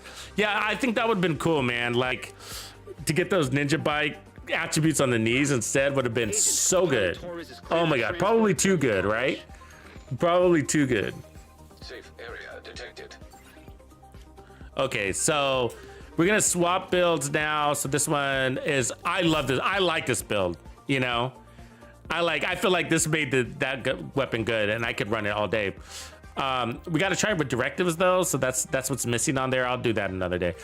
But let's see. Let me delete some pieces here so we can make room. Let's bring in this other crazy exotic and see if we can get something going for it. Okay. And so, of course, that means we're going to be trying to use season 11 gear. Okay, so there's a Diamondback. So it's a rifle. It's basically the 1886. It's got 5 rounds. Let me put an 1886 on my other one so we can compare. There we go. All right. Oops. Nope. Inspect. Compare. Cool. So the exotic's on the right. The 1886 on the left. What do you notice right away? The damage, right? The 1886 has higher base weapon damage. Well, I guess I got mine expertise up. That's probably why, actually. Okay, cool. So that's not a deal. Headshot damage versus damage to targets out of cover. So we rather have damage to targets out of cover, but all right. Headshot damage. Reload, it's got a longer reload. And that's probably a mod thing. And then, of course, the talents. So Agonizing Bite randomly marks an enemy. Hitting that enemy consumes the mark, guarantees a critical hit damage critical hit with damage amplified by 20%. So amplified damage if you get that. So that's kind of the thing. And then after hitting a mark, our shots fired are guaranteed crits for 5 seconds. So basically, no, don't put crit chance on your build. You know, to kind of min-max into that talent. And so, obviously, just in case you're new to the game and you don't have this exotic yet, let me just give you a quick demonstration on why it's a pain in the ass. And even in the testing range, we're in a controlled environment. Don't worry about damage, okay? So, as you can see, ooh, that's not the guy pointing at me, is it? That's a guy hiding behind a rock, and that's the one I got to shoot, okay? Now, this guy's conveniently right in front of me, but these were my threats. Not the guy over there, but you got to tag him, and now you got unlimited crits for 5 seconds and amplified damage. And now every time you reload, it's gonna mark another target, and I guess it's marking that one. Yeah. So sometimes you can get lucky, but sometimes you're in a real bad position, right? Because the guy that you have to mark is somewhere else, and then you can't get to him. You know? Okay. So, but what we want to do is be in a position where we don't care. We're going to avoid that thing unless it's staring at us in the fucking face. All right. That's the kind of build I think that we need here. So let's start with a ninja bike build, I guess. Why not? And so this has got I like the idea of the 30% weapon handling, but we're not going to want it on the knees because this thing is probably going to make use out of the Fox's Prayer knee pads, right? Best in slot sort of for a rifle. So let's try that first, and then crit damage is okay. So we want a headshot crit damage combo here. We want to get some serious damage by doing that, and so basically we want to stack crit damage and headshot damage. So what happens, in case you didn't know, is that crit damage and headshot damage are technically sort of, I guess if we use a Fogg's expression, in the same bucket, right? So they're added together when it comes to multiplicative damage. And so it's just that the headshot damage doesn't require crit chance, where the crit damage requires crit chance. This just requires a headshot. Okay, so if we're always going for heads, which we will be, then we're gonna have over 300% crit damage here, the way we have it set up. Now we're gonna change this, so that might change. But, like, why do we always wanna go for the head? Well, and this is the thing, because we only have 5 shots, okay? So it's pretty hard to chain kill off of body shots. So if you don't wanna be reloading all the time, then you want a one-shot kill. And that's the problem with the Diamondback and the Virginian, okay, is that it really does pair up best with Headhunter because the base damage is high enough to pair up. So to throw away your one-shot kill capability is just gonna mean you're gonna have to multi-shot an enemy to kill them, which means you're gonna be reloading a lot. But with the Headhunter, you got 5 rounds in the mag. That's 5 kills in the mag. And so that's why Headhunter is the best for the 1886, and then the damage talent then becomes insignificant once you have it procced. So here's an example. So let's take this elite. So we don't have anything procced, so it's gonna see how many shots is it gonna take to kill this elite. Okay, now we're reloading. Now we're gonna get that damage. There we go. So 3 shots. All right. And so if we get the chain kill, capability, right? Let's go over here real quick and just put it on elite. There we go. And now we're gonna one-shot that elite. We should. There you go. You see what I'm saying? So what would you rather do? Put 5 into his body? Here we go. 1, or I mean, I don't even know how many it's gonna take, but let's get the agonizing bite and then see, right? So there we go. Now let's see how many. 1, 2, 3, 4. Right? Really 5 because we had a shot on him, right? So 5 shots to his body. So let me do this. So I don't want to get a headshot, so I'm trying to go for a body. There it is. Okay, let me reload that. Yeah, 5 shots. So it takes a full mag to kill an elite. So that's a position we don't want to be in. Now the build's not optimized, granted. So it'll be less shots once we do, but you get my point, hopefully. Okay, so we got foxes there. I think we do want probably on the gloves is the best place to put hot shots. So we are gonna run 1-piece hot shots for that weapon handling, and that will help our reload and help us land those bad boys, right? So let's put one over there. Actually, let's put crit damage on that. That's good. And then where we at? Crit damage, headshot damage. We're at 150 headshot damage, so that's good. Sharpshooter's helping us there. And then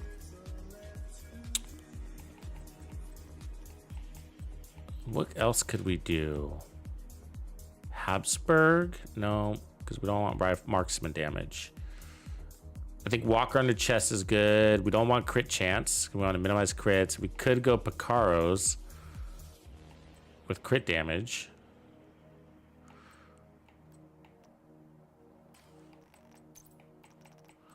We could go System Corruption for armor on kill. We need some of that. Actually, let's do that there. Because we're not going to have any defense and we want to play out of cover. Ideally. So let's do that. Actually, maybe even a Bellstone down here. But let's put, actually, let's do Picaros for the free armor core. And then we'll add defense once we get things kind of working. All right. And then I'm going to stick with Walker for now because we like the damage to armor we're going to get off of that. That's like running the contractor's glove. So 128, 135. So we need more headshot damage. So we'll put a little bit here.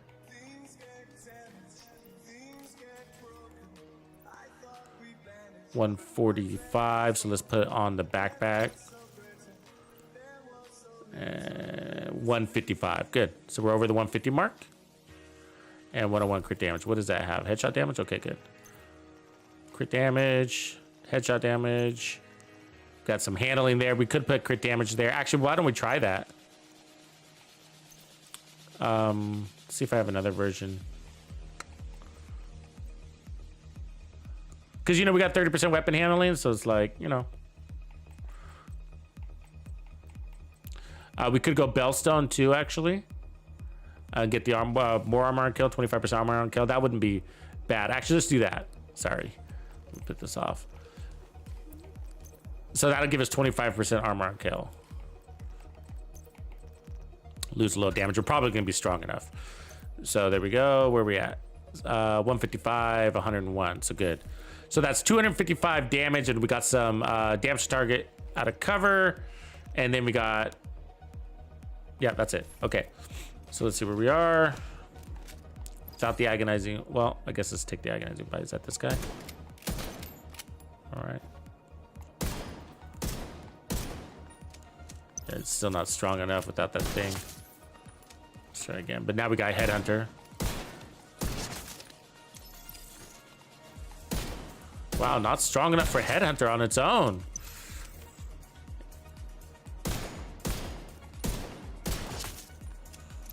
All right, let's pull out. Oh, we don't got any ammo. Okay, let's go earn some ammo and see if we can get Headhunter to work.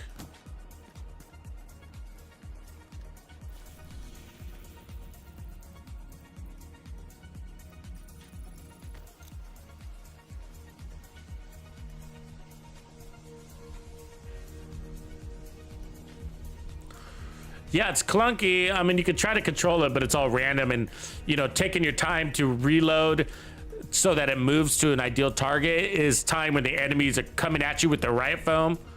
The Grupo, no, because we're right now, no, because it would give us explosive damage off that second piece.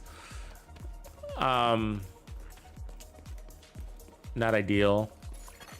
Hostile control point detected. I mean, we might be rolling too much armor. That might be, but what I'm gonna try to do is get a little bit of special ammo real quick, because I think ideally we'd try to proc with the TAC 50 anyways, and if we could do that and then maintain, that should be pretty good. Because the handling on it feels really good. Yeah, the White Death, I could put that on as a good point. The White Death as a backup. Actually, I'll use the hunting M44, kind of the same thing, but it's got the right talent on it. The other one's got future. So as soon as I earn the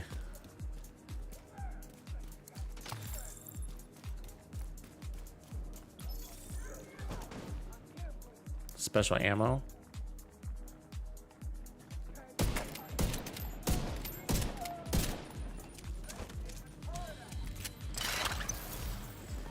and we'll do the real test. Reinforcements incoming. Holy shit, who's back here already? I like how it kind of lets you know there's somebody in your...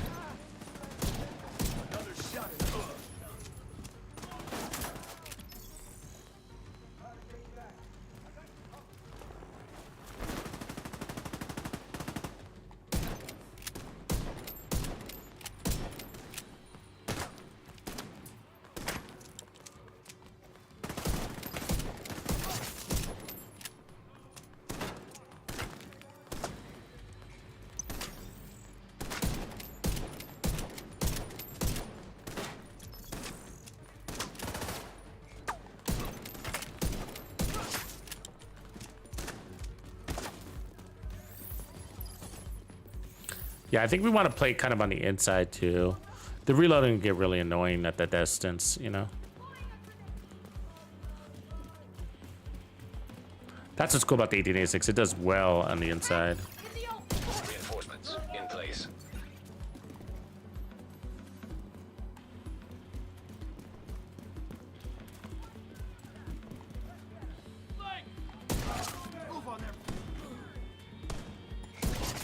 We don't want Chuck killing.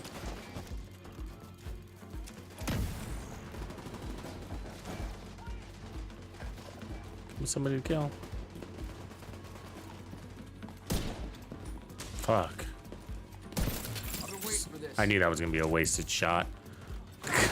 You know what I mean? It's fucking...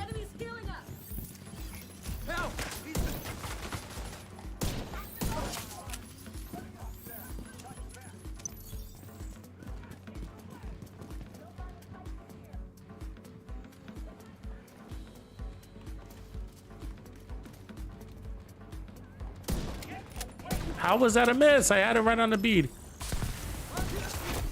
Heavily armored hostile detected.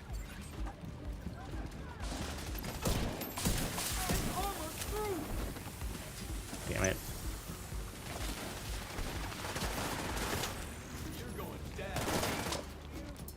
See right here. Perfect example. Where's my mark?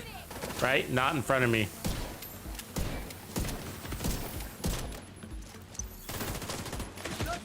Damn it. Get off me. Vital signs critical. Don't you punch me. She wanted to punch me, didn't she? So that's the perfect example, right? You had two guys in front of you and neither of them are your mark, and your pinch in a pinch happens a lot. It's okay. We're going to bypass it in a second. I'm just earning some ammo.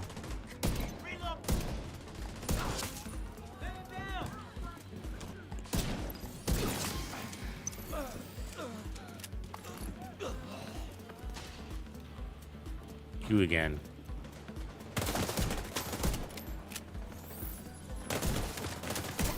Notice that mark is taking is outside defense. You don't even have a chance, right? Now it's somebody else. Now it's back to him. Okay.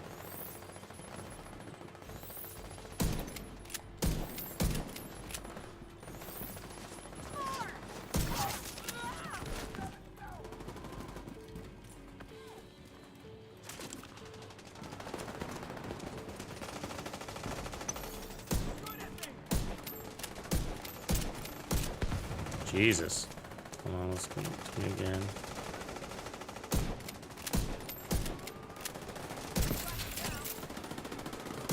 I wish it reloaded on headshot kill. That would make it even more worth it.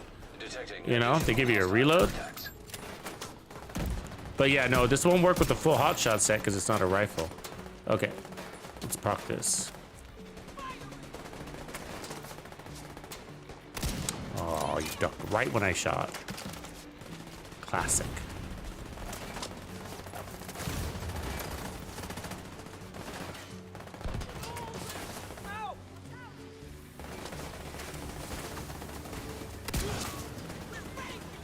All right, let's see if we can bypass this whole dealio.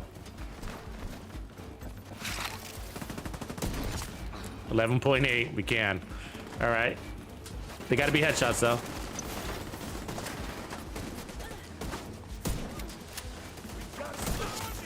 $12 million.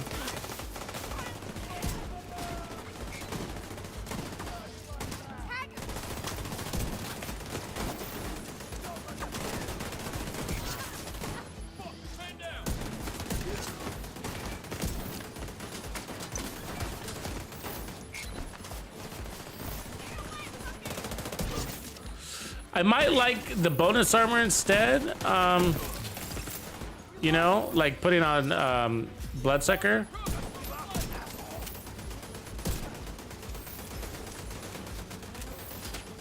What are you doing?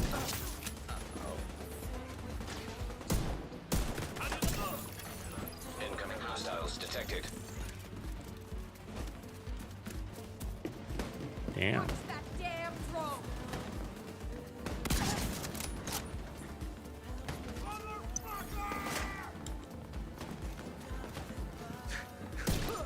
Oh, Detecting additional hostile contacts. Hostiles guarding location nearby.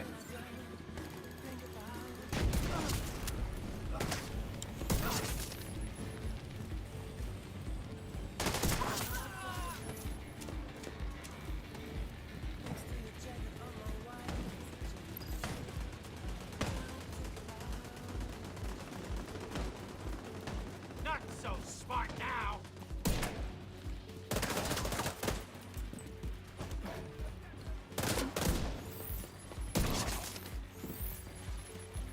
good damage.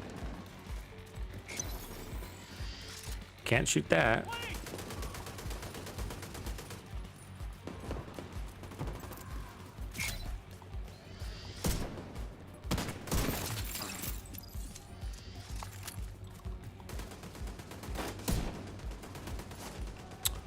Don't want to risk it.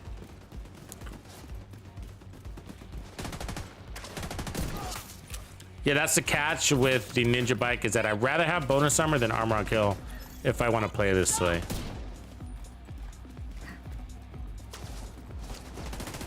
Bullets downrange. See his hand in front of his face. Don't want to bait into that. Hostile detected.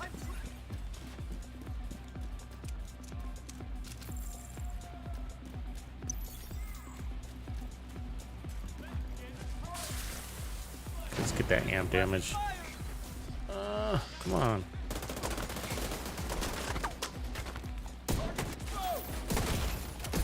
God, you fucker. Trauma detected.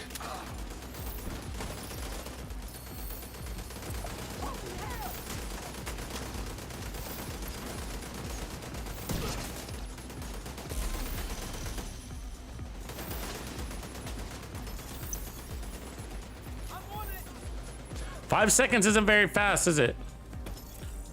Like, you gotta chase down these bosses. Let's see if we even need it.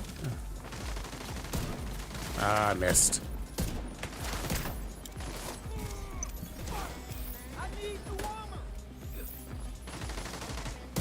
Wait, who am I aiming for? Who is it aiming at? Way back there? Wow. You know what I mean? Wow. All right.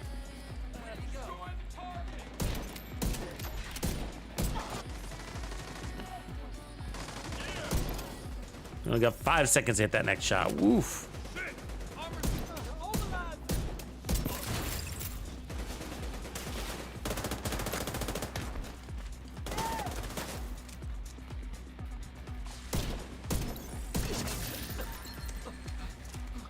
I mean, so you can pull it off, but I don't know. I'm trying to ignore it as much as I can, you know. It's distracting though a little bit, right? Because it's like it calls to you, right? It's like over here, me. Charles the Wolf.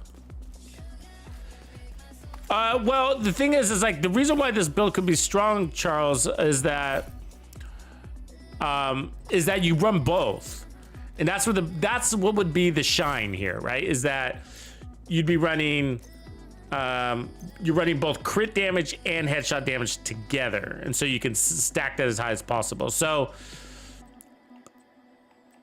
what I want to try to do, and then get you damage really up. So our damage was good. I liked our damage even without the agonizing bite.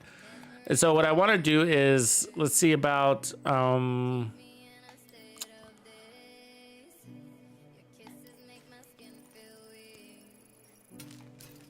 getting rid of the ninja bite, because I think I'd rather have that bonus armor on the back and then get rid of the armor on kill. And I might be able to pull more interesting damage out of it this way.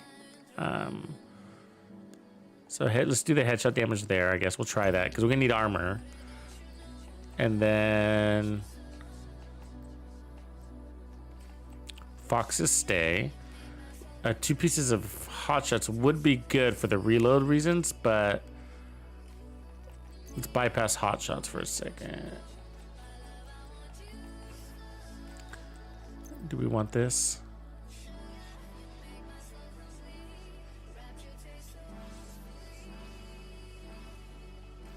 Three-piece Brazos, but the mag isn't very big. Wouldn't that only give us like 1 round if we run 3-piece Brazos? I think we'd only get 1 bullet.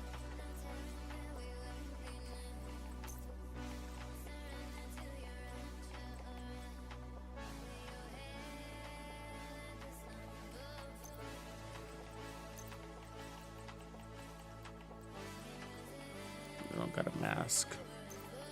We do have a Brazos chest version of that. But let's just look at that. Yeah, it just puts 1 more bullet in us. It's kind of nice.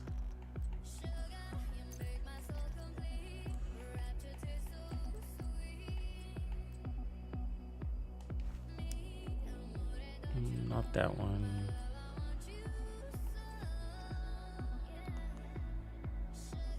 Not that one. I mean, chain killer in the chest is probably gonna be our best bet, so we should keep that. We tried this with glass cannon already in the past, and it didn't help. So you know, put that one there. Let's try that one there, and then at the backpack, let's put. We can do Grupo, but I don't get the right stat on it. That belt still got the right stat.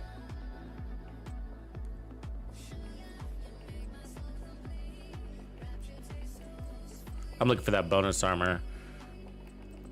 So I'm looking, I mean, actually the, let's just do that one for now, but we could do the adrenaline rush also.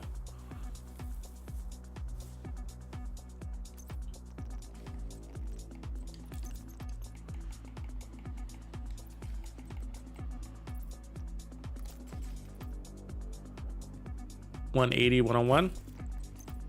Basically the same. I guess you would want to go more headshot damage than crit damage in case you're not running with the agonizing bite. You know, because if you think about it, if you don't have the agonizing bite, then the crit damage is the part that goes to waste. If you're trying to ignore it, which you kind of are. So, I mean, we would, and we are going for 100% headshots. So, and it does get added together. So let's just go ahead and do max headshots everywhere. That way, if we're ignoring the dealio, we're not going to get punished for it too much. So let's see here. Fox, I think foxes with these with headshot. So we still have crit damage, but it's like minimized now, 89%. And let's see. A Providence mask would be ideal here.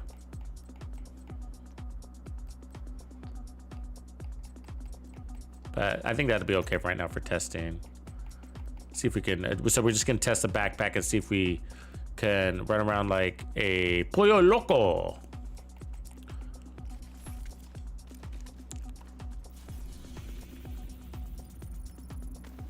Gino, what up, Berkeley?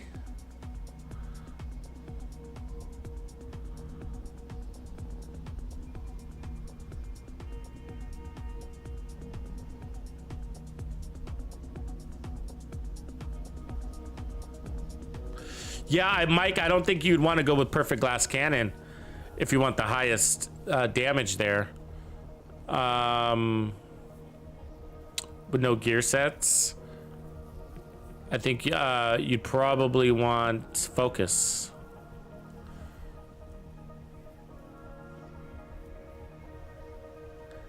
And I guess the question is, do you want highest crits or highest DPS? Usually it's DPS that we're after. Hostile control point nearby. Sometimes they can be both, but not necessarily. Yeah, we do that exercise from time to time, especially when they introduce a new assault rifle. I think the AK might still hold it, but it's really hard to not use a striker. Striker just such a good job. So there's 10, so we're good. We're cleared that.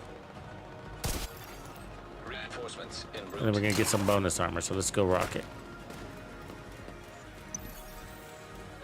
You could technically run a shield with this exotic.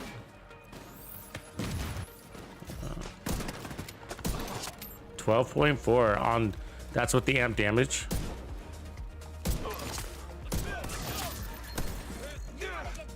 Reload. Seen that reload?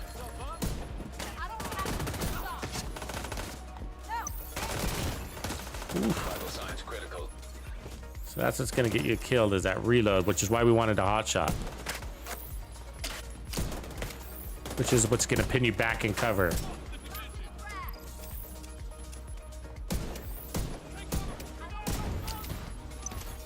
Oh, she just threw a grenade around my fucking lap.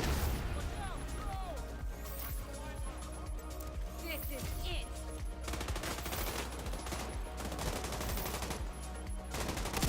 Oh, really?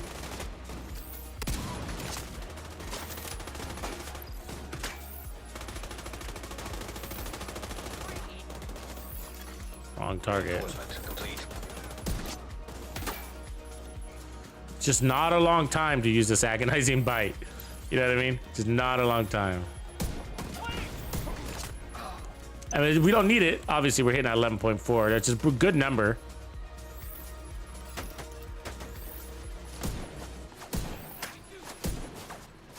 God damn it. 11.8. But remember, we talk about, you know, the effective damage here. So although we're like, oh, cool, 11.8, but what is that damage? Do I need it? Is this guy 11.8? No, he's not. So technically, it's waste. Immediate medical assistance. And so instead of crit damage, I'd rather have weapon handling. Incapacitated. You know what I mean? Because the damage is above and beyond what I need, except for a boss or a guy with a helmet, which you're not gonna be able to one-shot anyways.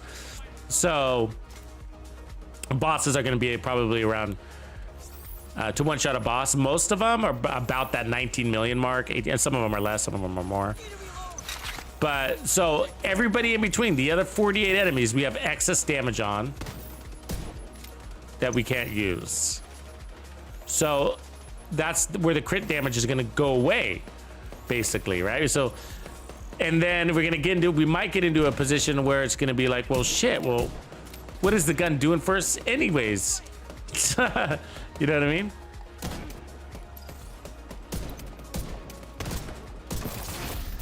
Heavily armored hostile detected. I mean, it would still give us more damage, so it would. But like I said, you know, we don't really, once you meet that threshold, you don't really need more damage. And so the problem isn't necessarily with the gun, all right? It's that Headhunter made a lot of things obsolete. Look, that's 12 million right there, right? I mean, that's good damage. But we just don't need 12 million on the guy. He would have died at 7 million or 8 million. 9 actually. A full-on elite is about 10 million. So that's all we need is a threshold, is to reach that threshold. And then, as you can see, we're gonna multi-shot this boss here.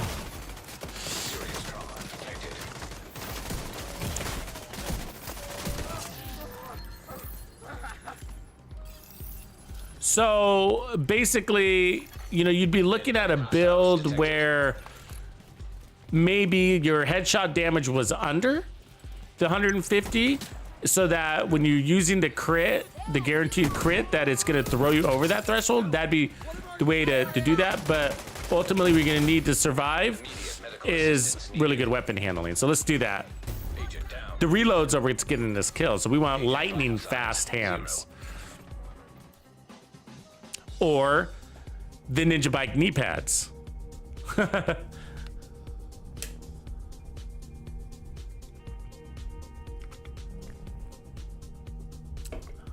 Which aren't always there for you, so, or both. If you got the damage. And so that's one way I can logically wrap my head around it. So what I'm basically saying is, like, basically nerf your build so that you're under 10 million a headshot without a crit, right? Which is the threshold to one-shot an elite. And then use agonizing bite to throw you over 10 million.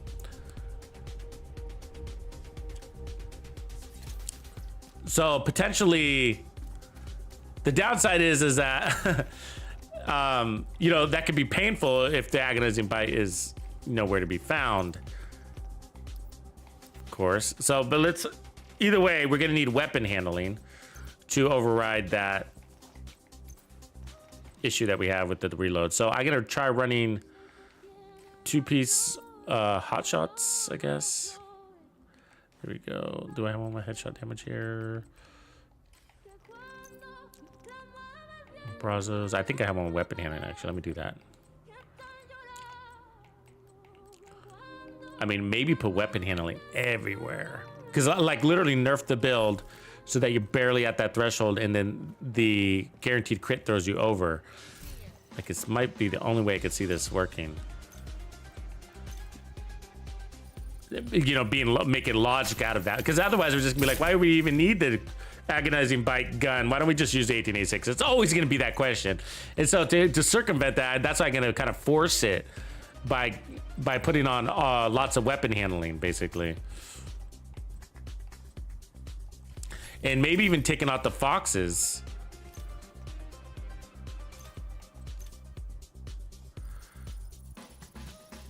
Exchanging it for the ninja bikes for the free reload when we can. And so kind of make a funky monkey build here. And so where we're at headshot. So we're at 145. So I want less headshots, but we can't, so. Really, because it's just the mods throwing us over. I'll go and put a headshot here.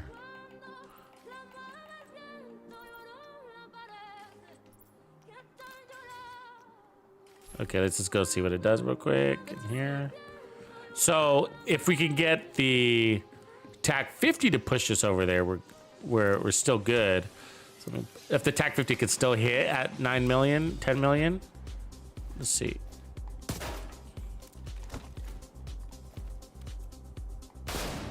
Close. So then we whip over to our rifle. We get the agonizing bite. And what happens? Not enough. So that, unless we got rid of the TAC 50 and replace it with gunner, and then how many? Yeah, but then we're never gonna get to the chain killing. Just never gonna get there, unless you got a couple of reds and purples. But you know, we run into scenarios where it's just all elites, so that's a problem. Okay, so then we need to add a little bit of damage. Push this over. It's probably the armor core, but I want the armor core.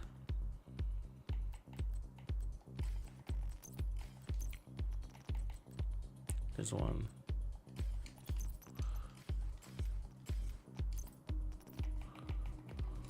Oh, stop doing that. Headshot. Okay, can we do it here? Now we can. Cool, I think that worked. I don't think we had a proc.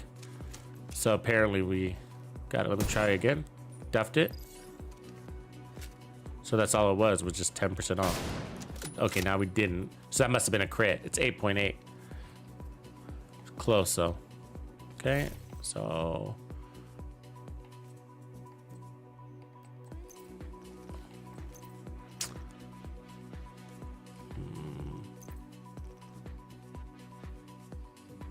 probably getting rid of those. Those give you bonus armor though. That's probably what it's gonna be.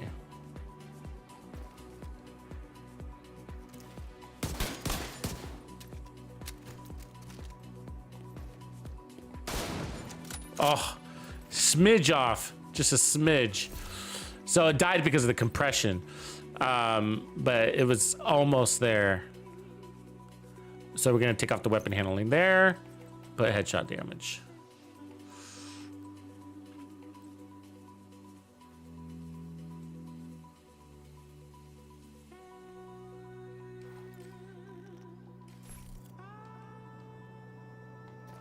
This should throw it over. Yeah. All right. And then we go here. This one. We didn't transfer. 8.6. Wow. Wow. Even with the agonizing bite. How painful is this gun? Yeah, the rifle bugs out a lot, Carl, and it's annoying. It bugs out in two ways. When you're using the Headhunter, it'll carry Headhunter with it, and you can kill an enemy with your rifle, which sucks. You don't like that because it takes away your buff. And then also, it just kind of glitches out, right? Like, it doesn't fire and goes on a kind of a cooldown. Yeah, happens all the time. Right on, Cayman. Cayman Rider, right on. Welcome to the Woney experience. Okay, so that's annoying. That's really annoying that, so when we switched over, it wasn't enough damage because we stripped away a lot of damage. So, and like, this is the game changer, you know? I guess I can try to put a headshot damage down there and just run off of that. Let's try to put on Brazos here with headshot damage. Let's see if that's can make a difference. So that's definitely strong enough. And then we go here. Okay, now we're doing it. So that's what that did it. All right, let's go give it a whirl. Yeah, it drives me crazy too, actually. Actually, with this build, yeah, we're good. Okay.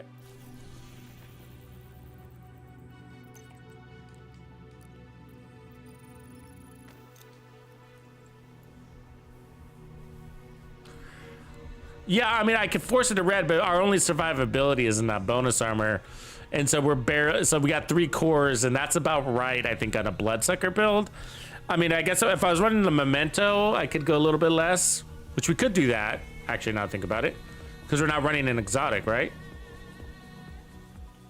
Are we? We're not. Yeah, I forgot about that. Let's put on the Memento. Forgot we had the Memento. Oh my God, what? Oh yeah. Now we're gonna be able to play into those short-term buffs and actually pick up weapon damage. This is better. Hopefully this gets us there. Might be a little weak to get going. We'll see, but we were playing with Bloodsucker and got it, so this should work. Hostile control point detected.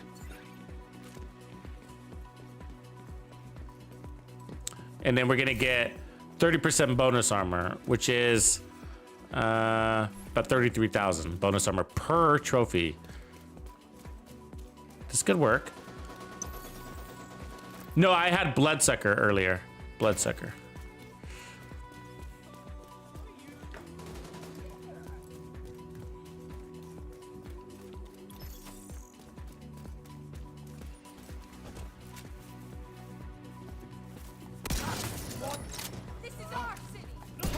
Yeah, it works. All right, hold on. Let's get this going. This could be cool. Reinforcements incoming.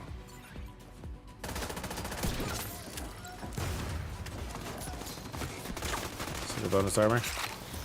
Yeah. But we also get power-ups too. Not that we really need it, but...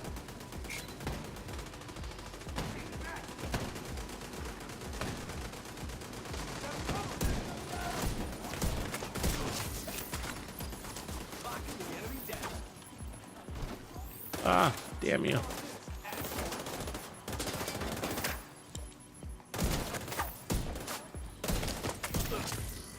I feel like we got all the good things going for us here.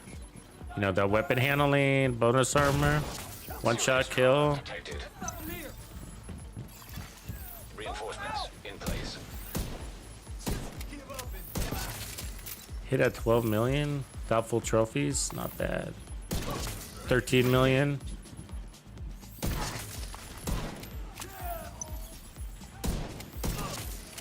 $13.6 million. I think I just lost my headshot though.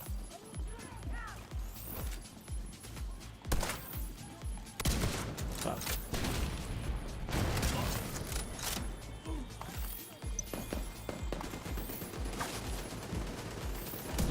Ah, fuck. Oh, why did I pull the trigger?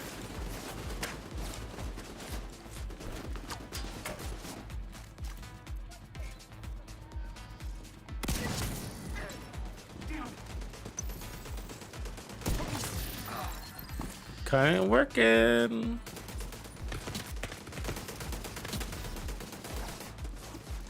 Who's my target?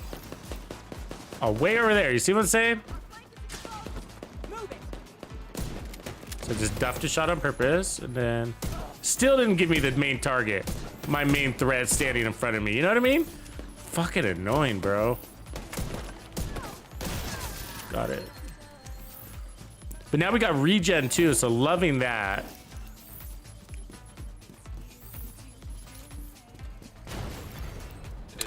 I think, based on the damage numbers I see, I think we can go more armor, right? Because we're playing into the short-term buffs, and once we get the long-term buffs, I think we can go heavier.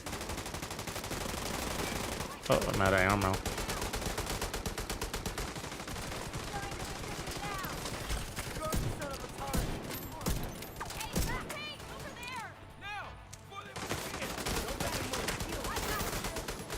Who's my target? Fuck is my target? Where? Okay, it's the turret. Awesomeness.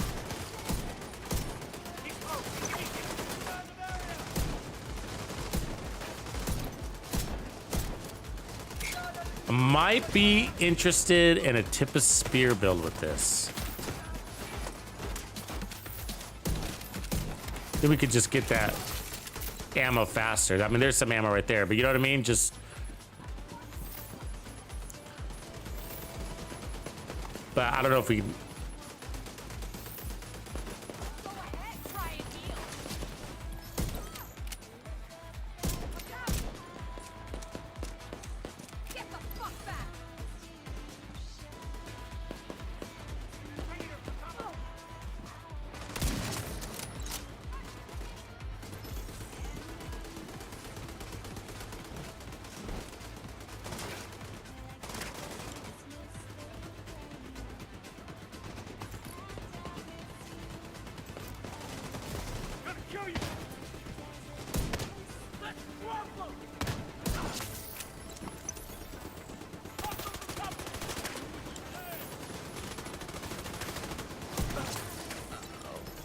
The handling is definitely going to be a nice little touch, you know?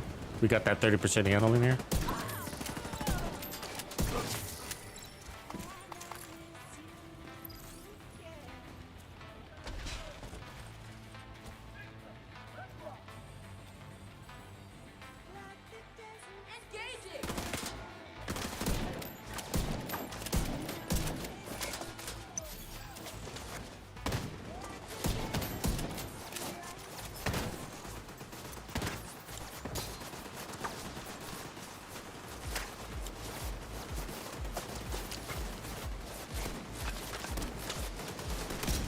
Oops. God damn it. That's our tip of spear and make this a better experience. You don't have to worry about it.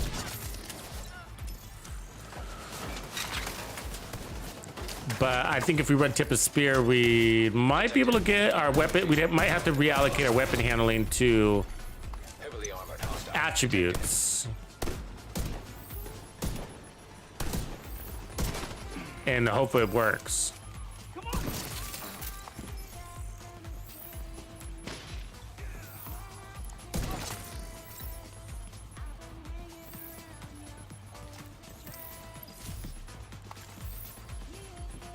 Look how far he ran. Turret didn't. My decoy's not gonna do good over here, is it?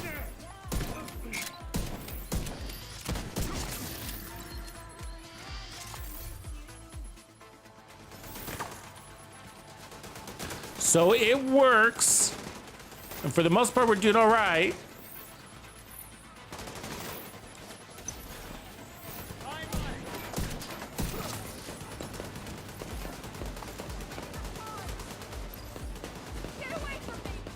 I think we can go tankier. That's the good news. So 0.292.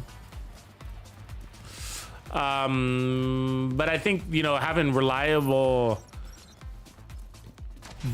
results are, yeah, reload resets it and switching weapons resets it. That's right.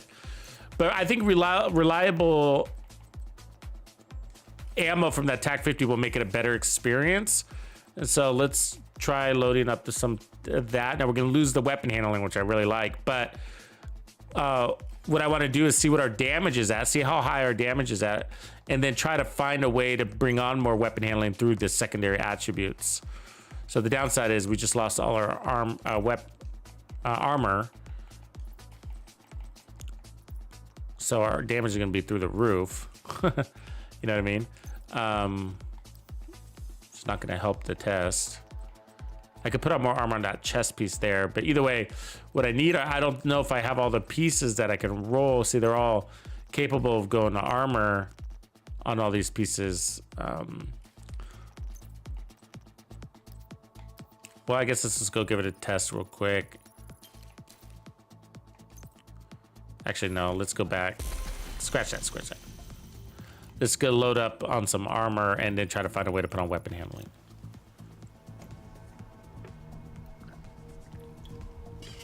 It's interesting. It's interesting. You know what I mean? Only with that weapon handling though, because otherwise, you know, you saw, because I want to play out of cover. I don't want to be pinned down behind cover with this thing. No scope. Trying to pick them off at range.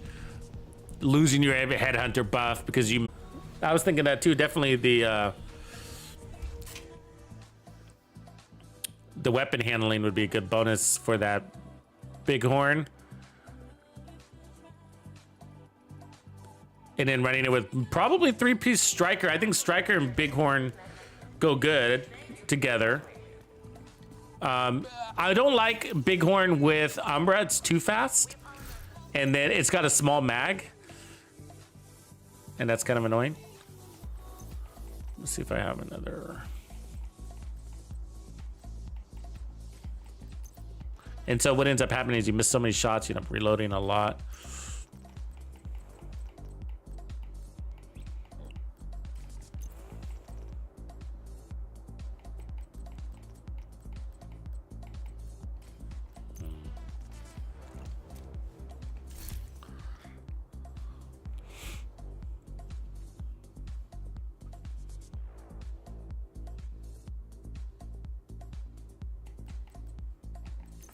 I don't have any spots to put the weapon handling. I mean, I could add armor.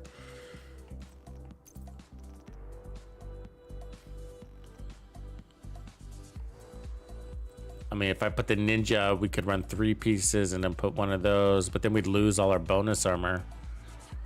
And, you know, wouldn't take very many bullets to drop us. I could put armor and kill here, but...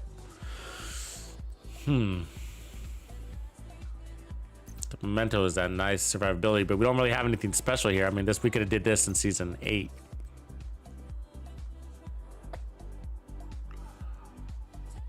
Unless we run the Tip of Spear backpack. What changes if we do that? So Tip of Spear backpack. And then we could run the ninja bike and then skip the reload. But we wouldn't have enough bonus armor to run around. Problem. So if we ran this, then I can get my cake and eat it too in the form of armor on kill, which isn't the best. I'd rather have bonus armor, but let's try it and see if we can survive. Then we'll put hot shots down here. Well, actually,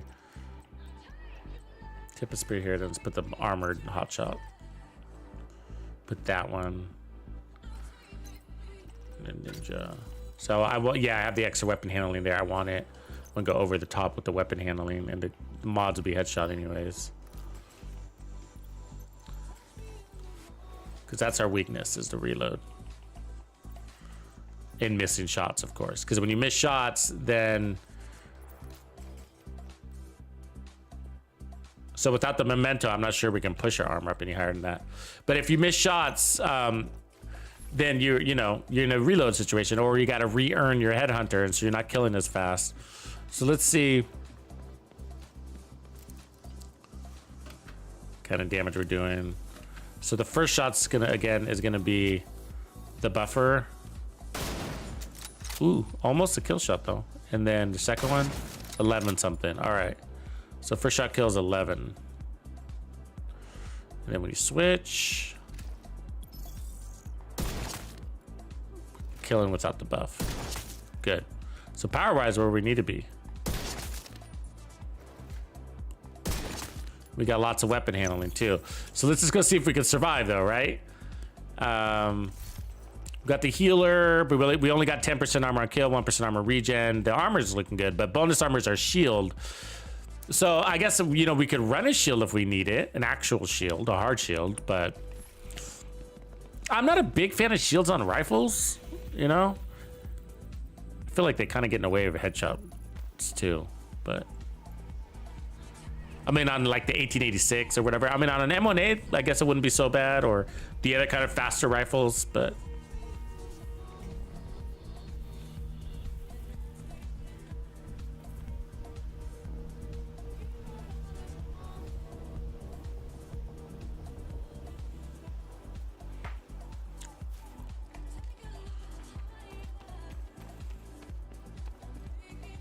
So that last build worked though. I mean, that's just a decent, I would publish that as a really good, just Diamondback build actually. I mean, we were good to go. All right, but one of the reasons I'm changing it is because the biggest reason is because there wasn't any season 11 there. You know what I mean? Or what season are we in again? Season 10. So there wasn't any season, I just forgot what season we're in. Holy crap. Season 11, thank you. Okay, I was right. Okay, so there was no season 11 there. It was like, we could have done that way back in the day. So that was a good build though. And then the only downside is like, you can run out of TAC 50, but the more you get going, the less risk to that there is, right? Because you're just earning that stuff all over the place.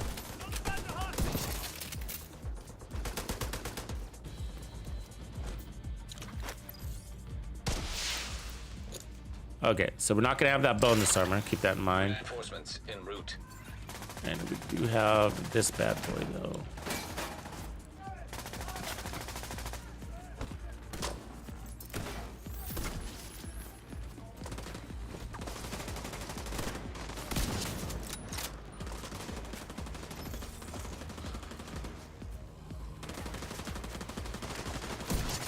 $13.2.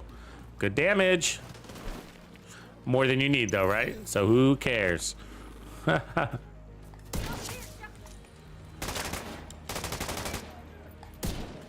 We need a survivability, but either way, we got the reload, we got the armor and kill, we got heals, and we got unlimited ammo. So we got everything we need except for bonus armor. I would like that, as you can see.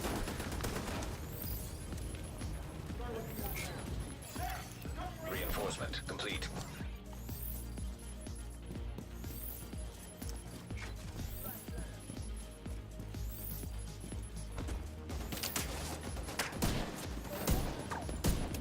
must have timed out.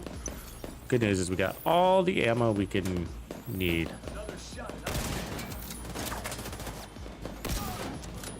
That wasn't a kill shot. That was. Someone trying to ruin my day. There's the run.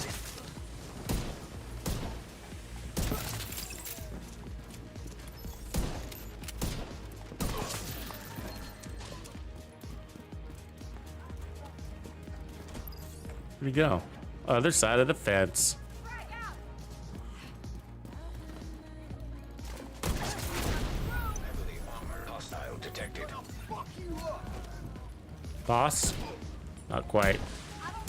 We didn't have our proc though, but I would like to know if that's possible. Humberto Lopez! Thank you, man. You can't be any geek off the street. Gotta be handy with the steel, if you know what I mean. That's one of our scars.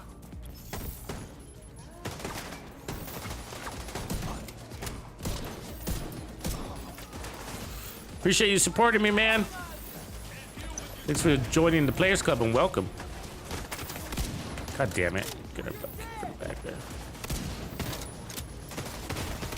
Body flinch. Assistance needed. Really? Fucking A.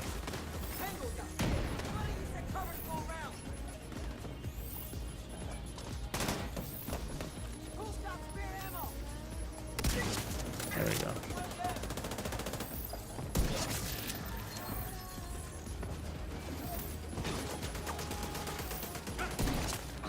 $13.2. So yeah, I mean, so that's what I want to do. I want to actually lower that damage to like, 11, basically 11, 12, while not diminishing my one-shot kill capability from tip of spear. And so maybe one more armor core. Hostiles detected. What do you guys think? One more armor core?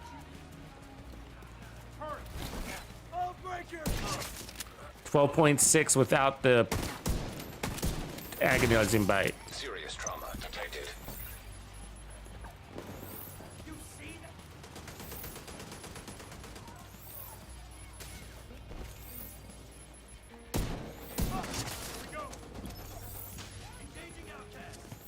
Ready to rock.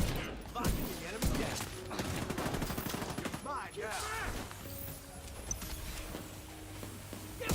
Secure the area.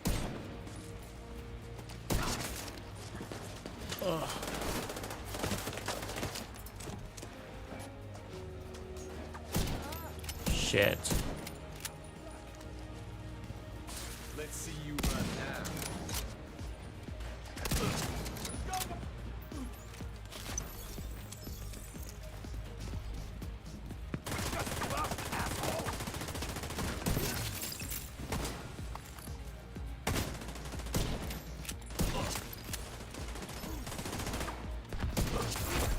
Heavily armored hostile detected.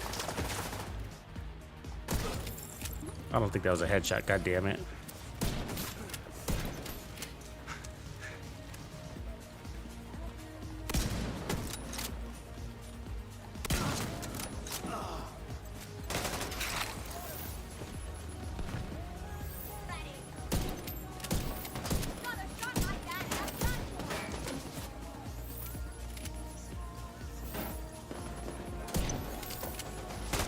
Oh, tricky lady stopping her cartwheels halfway through.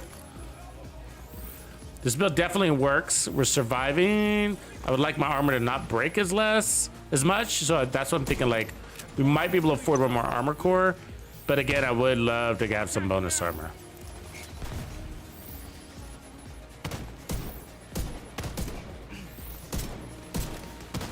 I'm gonna need a new vest. Okay, just agonizing bite, not picking on my threat, is it? Still not picking on my threat after a reload 2 times in a row. Wow. Nice one. What a dick. Didn't count that as a headshot. Counted as a backpack shot.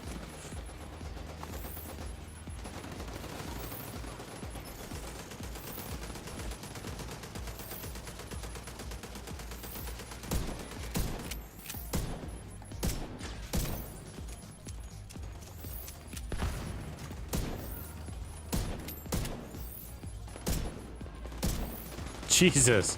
See what I'm saying with this gun with no scope? Kind of annoying at distance.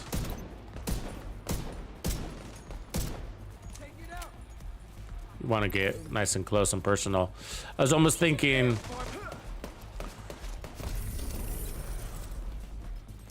Yeah, we got 12.5 of non-marked targets.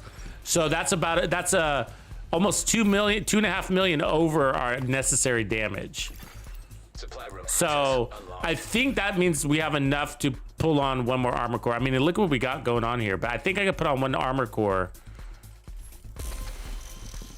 I mean, again, I wish I had bonus armor, but if I don't have that, then an armor core is going to be the next closest thing.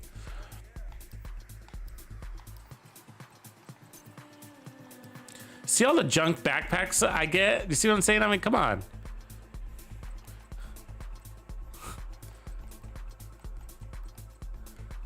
Garbage. Look at the health. Why all the health? You know? Is it just me? Anybody else get better backpacks?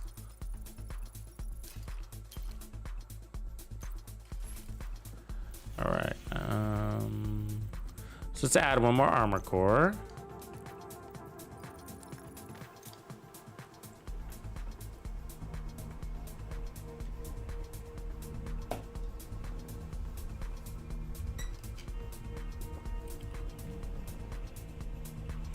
I like your little icon, Mr. Umberto. The little face.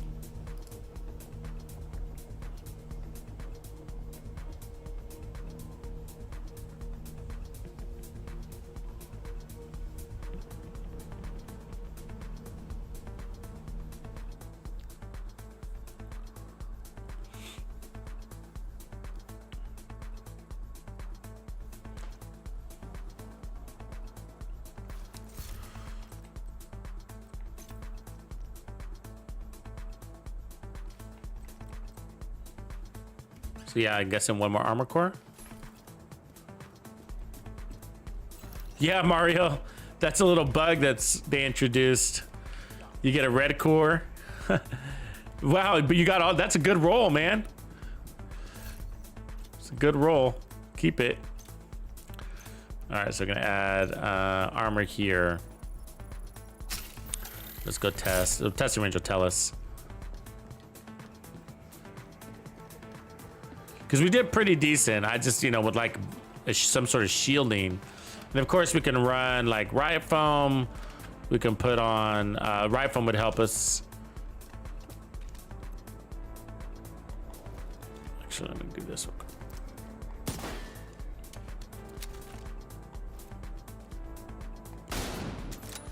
So that's the downside. No, that's not right. That's not right. So, because that's the activator shot, I forgot. All right, and as long as the next one is a kill, yep, there's a kill shot. Good. So as long as we're active, we're good.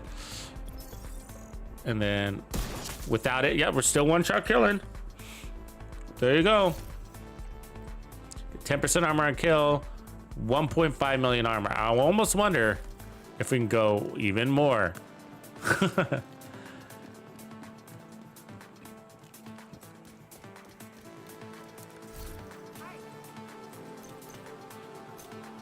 I think we can.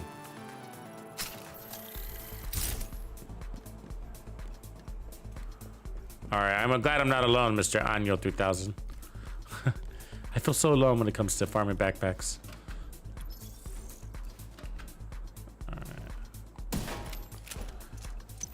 All right, so this should be a kill shot as long as we don't time out.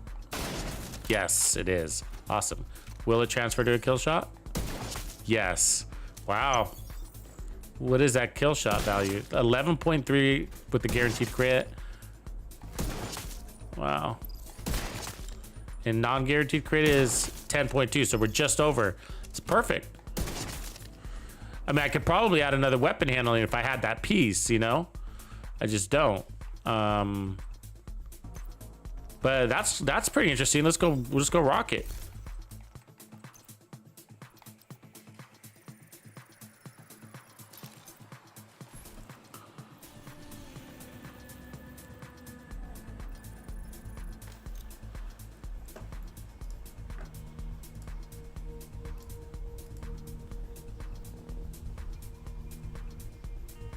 The 6 blues would be a little tough because we're right on the edge there.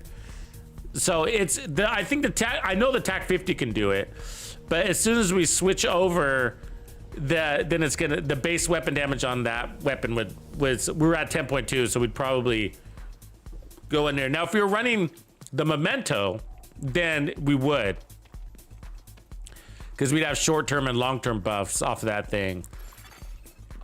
But at 10.2 non-crit, we're just not doing it. And so obviously when you have agonizing bite, that's gonna help, but there's just, you know, with that, there's just no guarantee, and which is probably okay because we have so much ammo. I mean, you know, you guys, that's a good point. I mean, we have so much tip of spear ammo that we might be able to add the 6 blue, right? Because if you don't have agonizing bite, I don't know. That might be pushing it though too, because there's a good chance we might not one-shot kill, but that could be the thing. Because if you got a boss or somebody, and you don't have the agonizing bite, you would be like, just whip out your TAC 50 and just put a couple shots in them or whatever. So that's the activator. So I don't expect that one to be a first shot kill, and then the next one will be, even if it's an elite. Look out, they're throwing the whole fucking farm at us. Jesus Christ.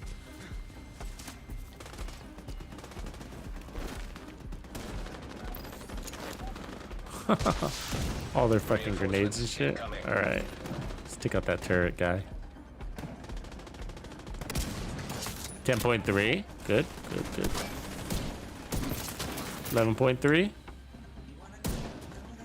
Oh, apparently that was a nice shot. 11.3 again. Yeah. So plenty. We're still agonizing bite. We're over, and we got regen at probably pretty good value because we have so much damn armor, you know what I mean?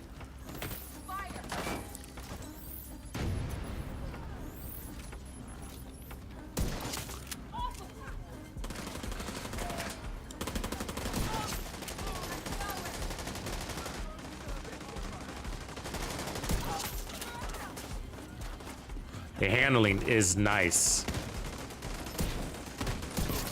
On the move, to a degree.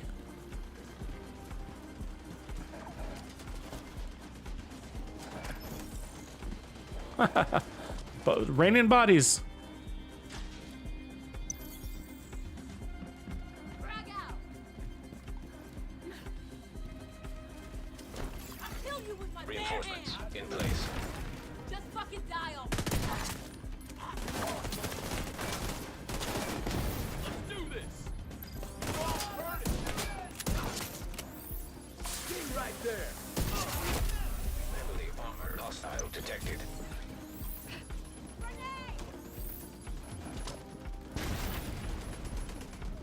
Come on, bossy. The enemy.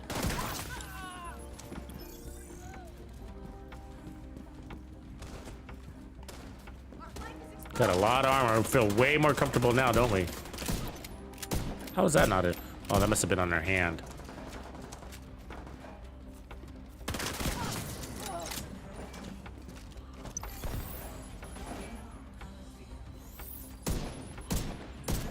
Little fucker.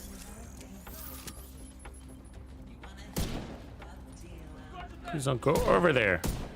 Fuck. So bad.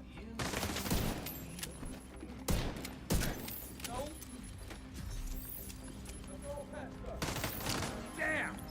Healing.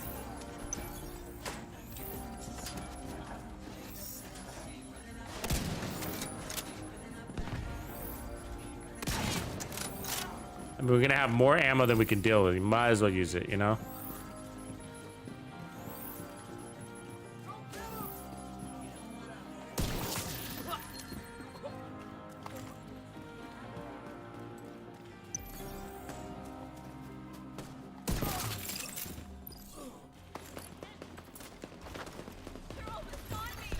Detecting additional hostile contacts. I'll destroy it. Stay back. Eat this. We lost one.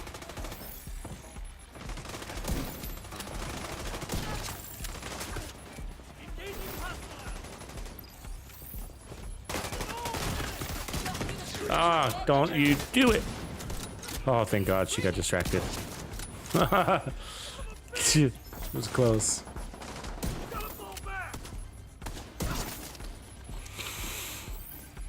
Doing pretty good though. The regen is nice. We must be soaking in that regen with all that armor.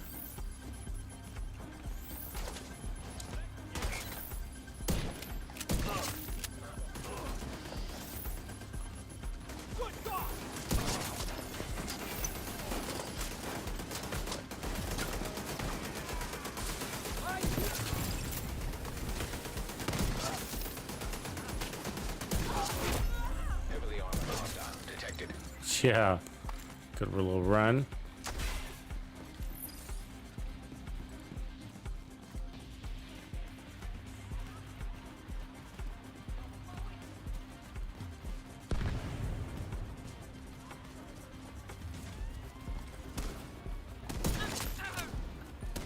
Ten, 11.8, I think. Fuck. Fuck that up.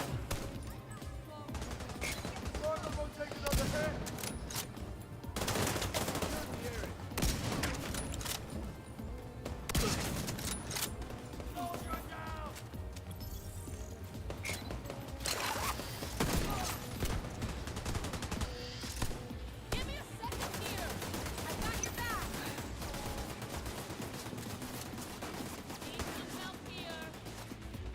Damn. Thought I finished you, agent.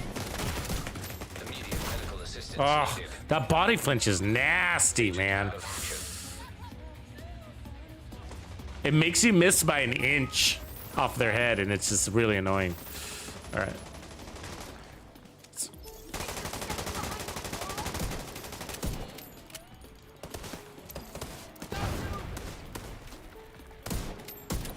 Get the hell back. Hey, over there. It's pretty good. Pretty good, I gotta say. What are you guys' thoughts? Not bad, right? I mean, we got more special ammo. The special ammo is compensating for anything that you can't kill with one shot. I mean, we just got a ton, like we're full, you know? We had the armor for survivability just as much as I think the bonus armor could do. I mean, obviously bonus armor, I can't fucking do. Let's see, can I look at my regen? No, I can't look at the regen. But we got 1% armor regen at 1.6 plus the heals, which is 25,000. So that's about, I guess, 16,000 heals per second plus a 25. So about 30, 40,000 heals per second.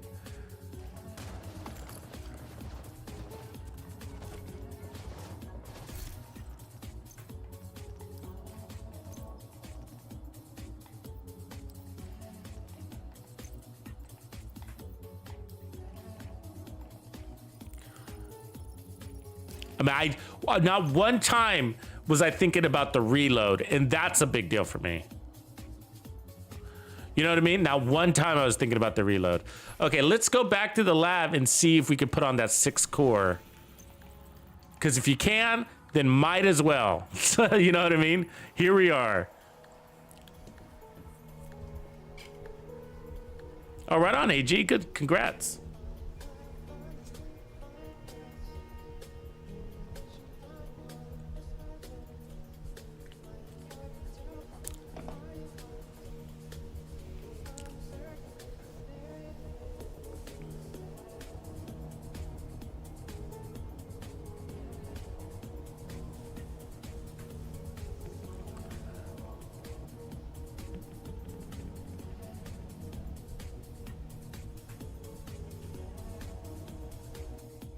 I mean, the truth is that we might have so much bonus. I mean, regular armor. We don't need the armor on kill. We just need the regen or the heals. You know what I'm saying? Well, no, we probably need armor because we don't have any bonus armor. So I probably need to keep it. But let's try putting on the core, which is the gloves. All right. I think it'll work. because I don't have any expertise on this either. So I think if we add expertise, we'd be even over the top.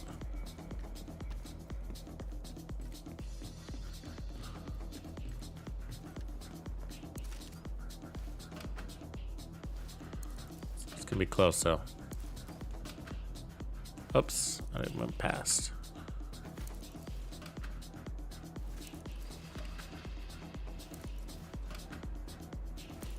Just hanging out, shooting things. All right.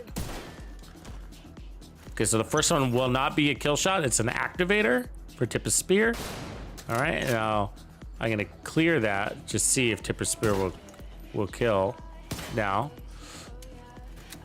All right, so we're active. And that's so close. Right?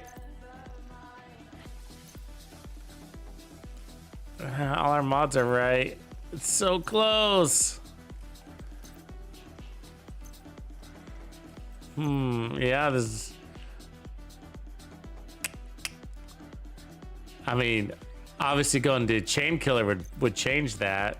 I guess we could change that weapon handling to that one. Let's try that. Wait, reset that. This will probably fix it. Nope, still too short. You want it to be a clean kill. So the compression is killing it. So I'd probably need to add some sort of expertise to this to get it there.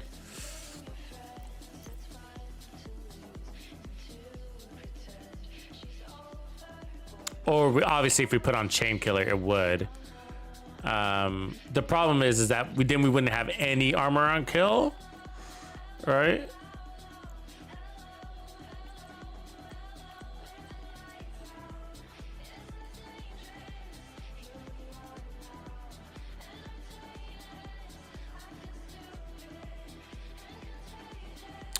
What up, OG? We are working on this, the Diamondback, and we were just trying to add one more armor core. We were pulling it off with 5 cores, and so I'm like, can we put on one more? And we're so close. So close. That's how close we are. So, but the truth is, once we do that, when we go back to the Diamondback, we might not have the kill power anymore, because the Diamondback is gonna go down. So if we add, after we get 1 kill, now it's working. You see that? Of course. When we go back here though, and we can't. Okay, so let's duff that. So agonizing bite turns off when you switch. So if we got 1 kill first, or if we put 2 shots out, that's okay too. So we can go, or let me duff this, hold on. So we could not care and put 2 shots out, but I don't think 1 armor core is enough difference to really have that kind of inconvenience. You know what I mean? So like if we do 1 and he's like, oh, he didn't quite do it, and the next one's gonna be the same thing. You're never gonna get your chain kill, right? You're never going to, because it's always gonna compress kill them, and so it's gonna be actually a big nuisance. But if I push some expertise on this, well, no, this is already maxed out expertise right now, so that's what would need it.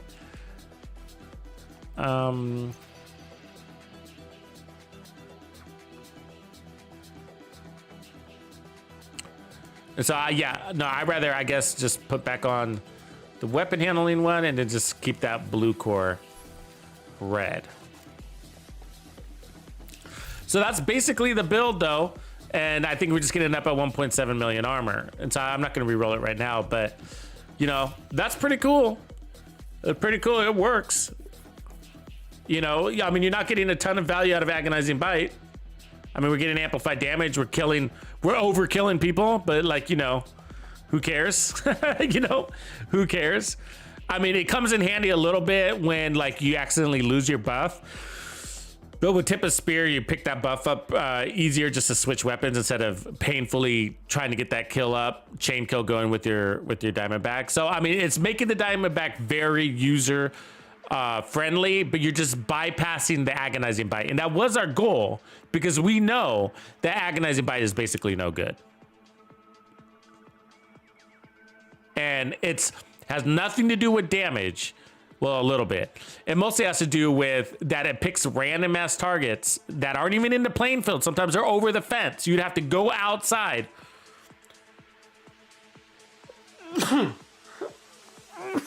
So what ends up happening is you have to throw out a random shot because your mag is full, and then you have to reload to get a different target. And even then we saw it wouldn't choose a target that was convenient for us or that was trying to kill us.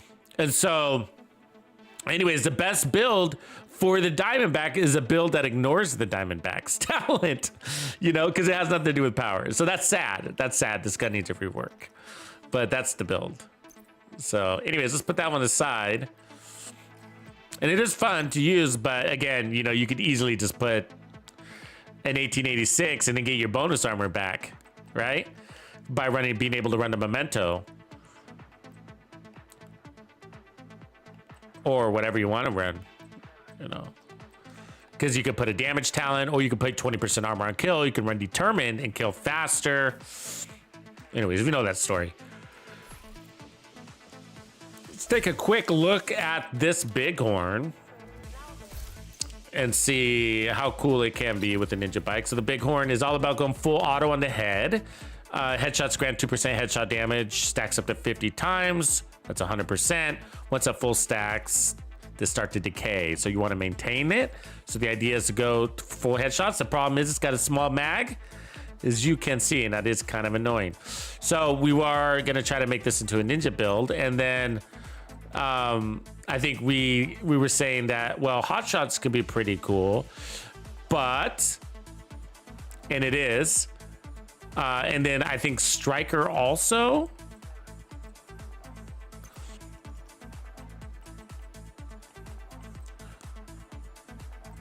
Yeah, probably Striker, but I don't think you'd want to run Striker chest, you know.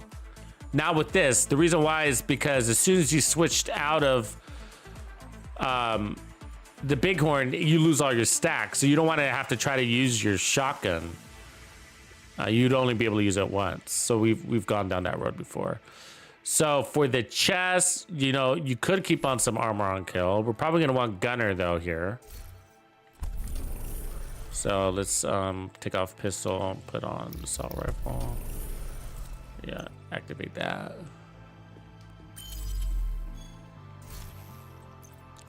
And then if you do that, so I mean it's pretty straightforward. The question is, what do we run on our chest to make it interesting? Now, Bellstone would be interesting because we get that 20% armor on kill. A Fenris if we want more reload, which could be a little bit helpful on a weapon that's got a small mag. And then we got Obliterate, of course, because we all love our damage, don't we? So Fenris with Obliterate's nice, but Bellstone with Obliterate is also nice because we need more armor on kill, because that's what we'd be lacking on the build.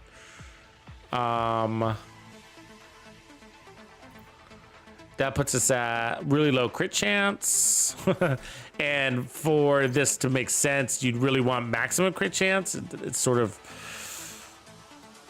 that would be a problem here. I'm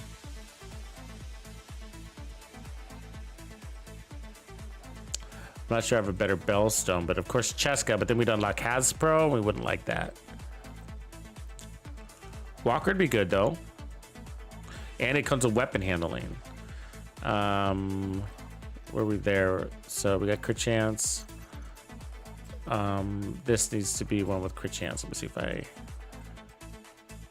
put Striker there. I should have a knee.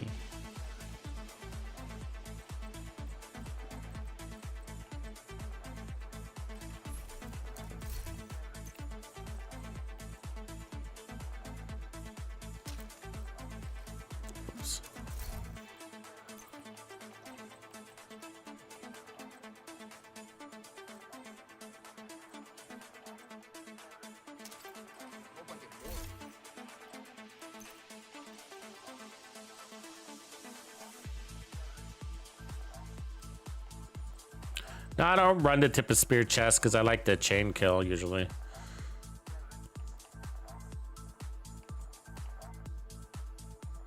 Let's see here. Hot shots.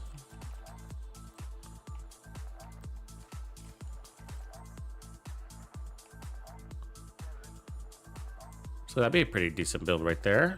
I mean, you'd only have 10% armor on kill, but if you're doing a good job. Let's see here.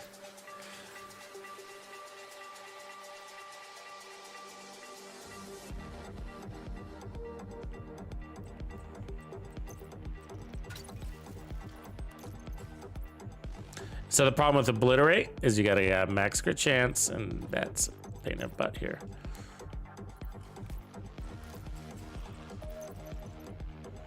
We got good weapon handling on this, so it should feel pretty darn good, right? 4679. Yeah, it's about. Yeah, I mean, we would want to higher, which I could re-roll some of these things, like this one. Do I got gloves with crit chance? Let's see.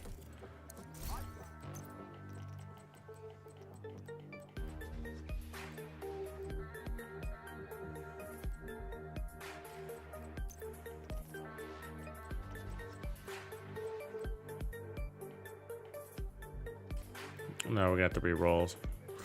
So I guess it's not the gloves. I can't re-roll anything, can I? No, they all got crit chance on it. I mean, I could re-roll that one, but the weapon handling part isn't gonna help me, my case.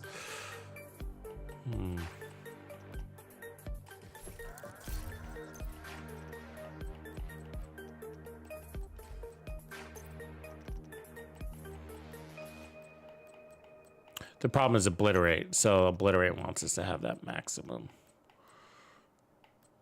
There we go. So I'll put this. See, that striker with crit. That one, actually. And then this one can be the hot shots. And I'll take off the weapon handling. Or keep the weapon handling. No, we need a crit chance.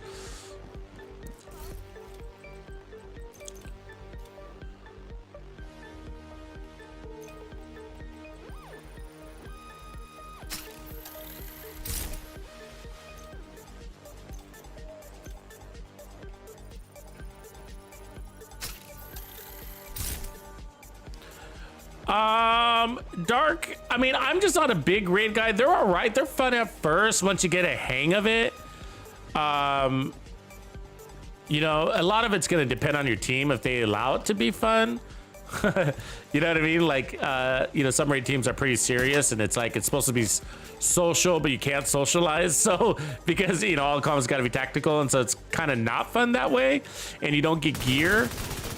But you definitely need to do them to get at least the Regulus, right? The Regulus is good. But I mean, I like Iron Horse more than Dark Hours. It's pretty damn crazy, guys. Let me turn this up. Yeah, I mean, they're fun at first. They're not fun at first. Then you get the hang of it, and then they become fun. And then if you do them too much, they're not fun anymore. That's how I feel like, you know what I mean? Because it's like playing the same mission over and over, you know? Well, it is playing the same mission over and over. Nothing changes, right? And it can be pretty painful waiting on the beach for somebody, but, you know, they're all right. They're all right. Some people, that's all they do is raid. They love the raids that much. Just depends on the person. They're cool when you first get into them. But when I say at first they're not fun, because it's a little nerve-wracking if you don't know what's going on, you know? So our damage is there, you know? We got 10% survivability. We got multiplicative damage. You know, so really the ad that Ninja Bike is bringing is really the handling. And so we got crazy handling on this build. 30 there. 15 there, so that's 45 plus 10 there, 55% handling. Let's go see how it performs. El Rukin! See how it performs. Because it's normally about like, do you get irritated? So what ends up happening is this, okay? So this is what, it's worse than the Eagle Bear is a little bit better than this one. That's because this one is literally asking you for 100% headshots and then giving you a smaller mag to do it. Okay, and so when you aim for a smaller target, you miss more, which creates more reloads on a mag that's already small, that's already asking you to reload more. So that's our downside, okay? And that's where, you know, why, like, you know, if you go too fast, if you put too much RPMs on this weapon, you're just missing more faster, reloading faster. However, we like the extra reload speed from Umbra. So anyways, so Striker is good with this gun, and more weapon handling could definitely help that situation.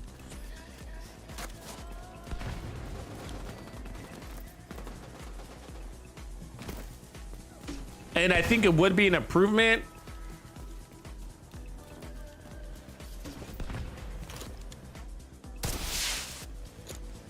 But would it be better than the bonus armor you could otherwise have? That's the question, right? For the style in which I want to play it, which is out of cover crazy. That's how I want to run this assault rifle. I want to be able to run it my way, the way I play with all my other assault rifles. And that's part of what you're looking for out of any of your builds, is that they conform to you. You don't have to do too much conforming to it. If you have to change your playstyle for a weapon a lot, then you might not be performing at your best.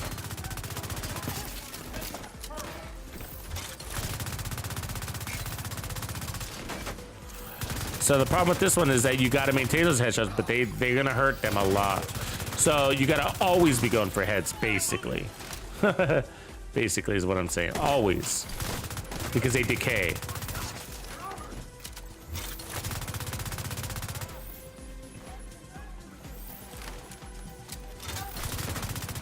Reload is fast though. This weapon is no doubt strong though. It's top tier. It's usually on the top of most rankings of assault rifles. Yeah, it's doing pretty damn good.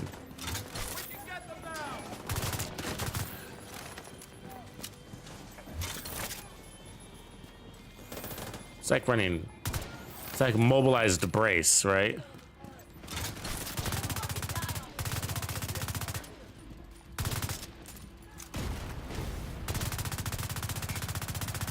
But you can't control the NPCs. And so they're still gonna be giving you a hard time, making you hit body shots.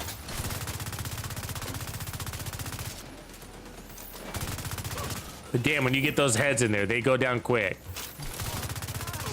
Yeah. It is fun. I like this gun, actually. I've always run it with Striker. I don't really see any point of running it outside of Striker. But notice our decay. Look, watch the decaying, right? We don't have any headshot stacks anymore. See that? So we got one headshot stack. So they decay quickly, is what I'm trying to tell you. And we got handling, and they still decay quickly. That's crazy, you know.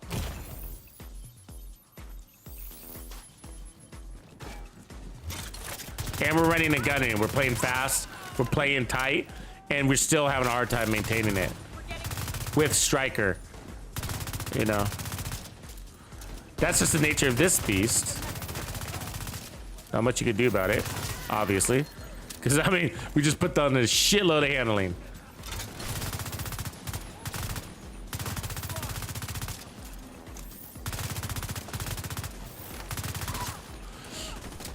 And so the funny thing is that it's not the damage that's slowing my time to kill. It's the headshots that's slowing my time to kill. Having to go for headshots to maintain the headshots decreases my time to kill because the amount of misses that are involved, even with all this handling. Where if I had something that was just gonna perform at the body, I mean, I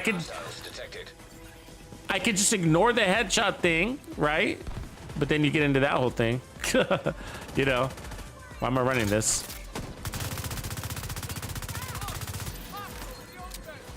Man, I guess it doesn't have to be at max to feel good, but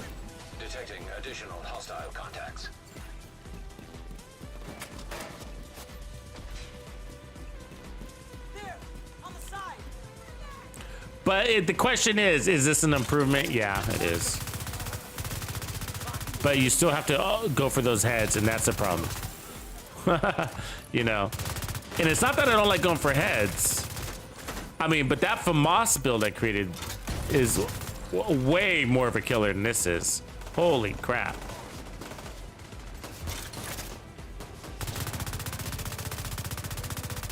Hits harder too. That one hits at 1 million, over 1 million, 1.1.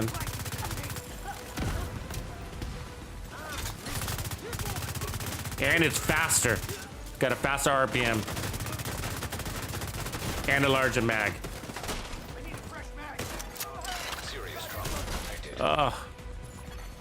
Agent incapacitated. So there's nothing wrong with Striker. We're not really losing any damage. I found out that we don't really lose damage from missing out on the backpack. Depending on what else you're running, of course. I did a side-by-side. It's gonna trip you out. It's gonna be the next video. But a side-by-side on a full DPS vigilance.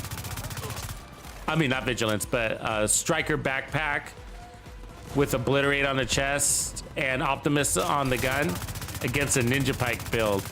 It's gonna kind of trip you out when you see it. Because the part that trips you out is everybody says that, oh, the backpack's not worth it, you're losing all this damage. And there's cases where that's not true. And this Striker is one of them. And that's because you're getting marginal damage, what we call diminished returns off of that backpack. That Striker backpack.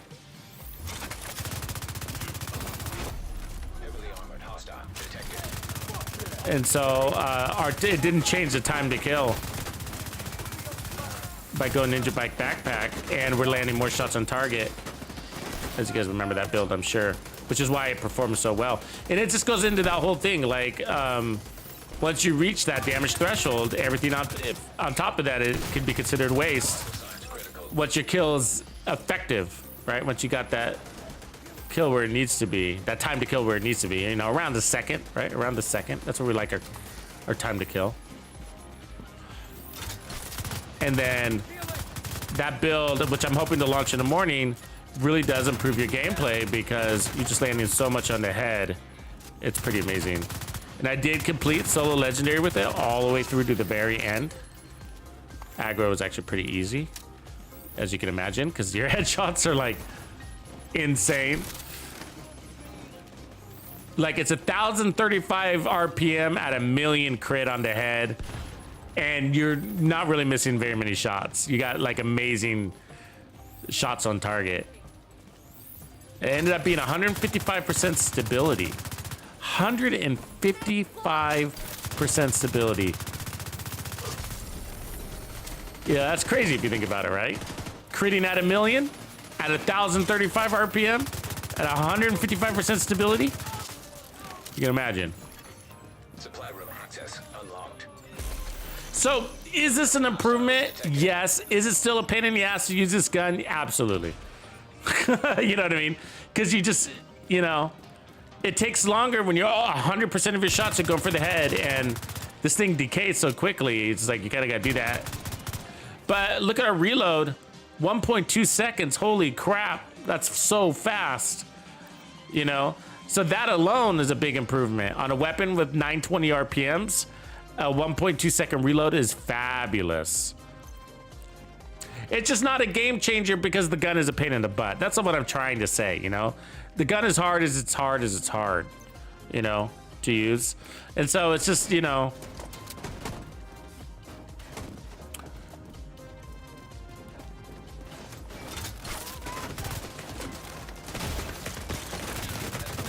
I mean, it's probably the better way to run this weapon, but I would still prefer to just not run the weapon overall. And I do like the gun. And so it's weird. It's not the gun, it's the talent that I don't like, you know? I do like the gun. It feels pretty good. The RPMs aren't too slow, not too fast. It's when you land those headshots, it feels strong. It's strong enough, you know? But the small mag versus the rate of decay to, and it, like if you got, look, let me put it this way. If you got 100% extra headshot damage because you're doing a good job maintaining, but then you're shooting on the body, where's that headshot damage going? Nowhere, right? So that's what I'm saying. You can be like, oh, you don't have to do that. Just don't aim for the head so much. Well, then why do I have all this extra damage, headshot damage if I'm not going to use it? And so there's the paradigm, right? That's the paradigm. It's just like, okay, so I'm maintaining this headshot damage, going for the head, which is a pain in the ass more on a moving target, and they're always moving, and you're moving, and there's body flinching, and all this stuff making it hard to get those stacks, but you're getting them. You're getting them, but but your time to kill to get those, because you're doing this, because you're doing that, okay? That's what's really happening, all right? That's what's really happening. This is what's really happening. And nobody likes to admit it in the testing range. Everybody goes into the testing range and everybody pretends that they have 100% accuracy in the field. That's what everybody does. But the reality is that what's really happening is something like this. Now, you're not the one moving, it's the enemy. And so this is what's really happening, right? And like all that time, that's what it took to kill him when you could have just gone, right? And you might be able to do that anyways, but the reality is it's going like this too, right? It's like, they're still moving. It's still like, I'm exaggerating a little bit. It's hard to mimic that, right? And so that's the problem with this gun. And so it's just like, it's really asking you to go for here a lot. And if you're shooting here, then why do I have those 44 stacks? It's not helping me at all. Look at the damage, 386 crit? It kind of sucks. 450, it kind of sucks. And obviously in the head, you get closer to 1 million, 900,000, which is good. Sufficient. That's sufficient. 950, I think that's it. Million, over 1 million. But it just, so it just becomes a pain, and you're always aiming for the head, and then you're always reloading, and then your time to kill is taking forever, and not because you don't have the damage, but because the enemies are just making it difficult for you to get the most out of your build. So I don't know, but I guess if you just played this way and just kind of balanced in those headshots into the body, then I don't know. It just doesn't, when you shoot it at the body, it just seems like it's taking forever. I don't know. Yeah, and it's not the worst gun in the game. That just bothers me. It just bothers me because I see the detail. I'm out there running. I'm like, God, it feels like it's taking forever to kill this guy. Why? I got 1 million damage. Why is it taking forever? And that's why. Because this is what's really happening, right? And I got all the handling, but I can't keep him fucking still.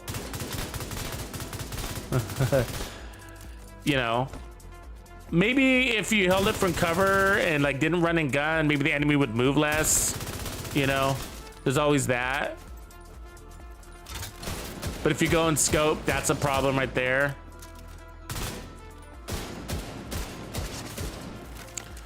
Not hard enough to one tap and then like, look, if you start playing like this, then you're just using a really bad sniper rifle, right? I mean, it does give you 100% headshot damage, but marksman rifles come with 100% headshot damage anyways. And more if you run to White Death, right? So, I mean, you do get a bigger mag, I get that.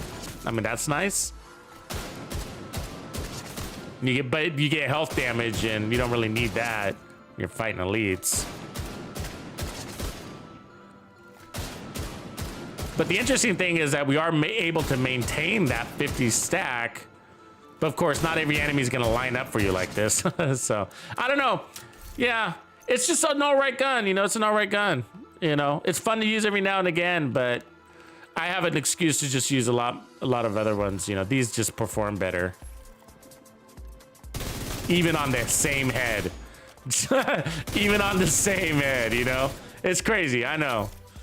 But yeah. And then what we're doing here, I mean, this is probably the best way to run that thing, but I don't know. if maybe you're on a PC, you know, you might bypass this.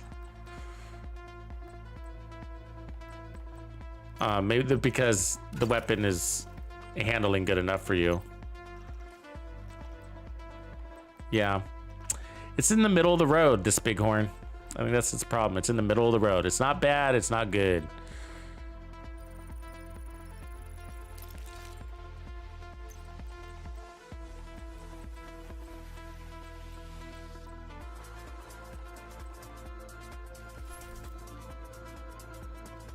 Right on, Beatnik Rampage. You got your 1,000 watch. That's a big milestone, man. Slept with focus, yeah. We got to get break into LMGs. Like, I want to look at the G9 again too. I got a few videos to get ahead of, so they're probably in a build lab. But for tomorrow's build, I'm trying to do an assault rifle one, and then after that, I think a rifle, maybe. Let me look at where we're at.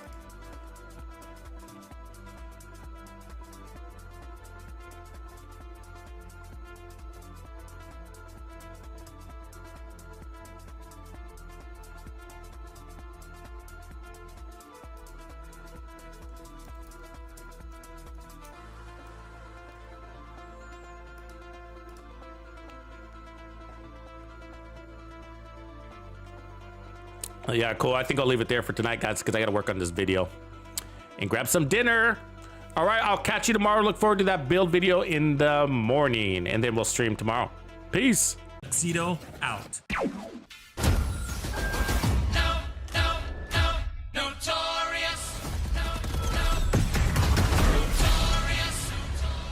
Raw flows, and that's how it goes.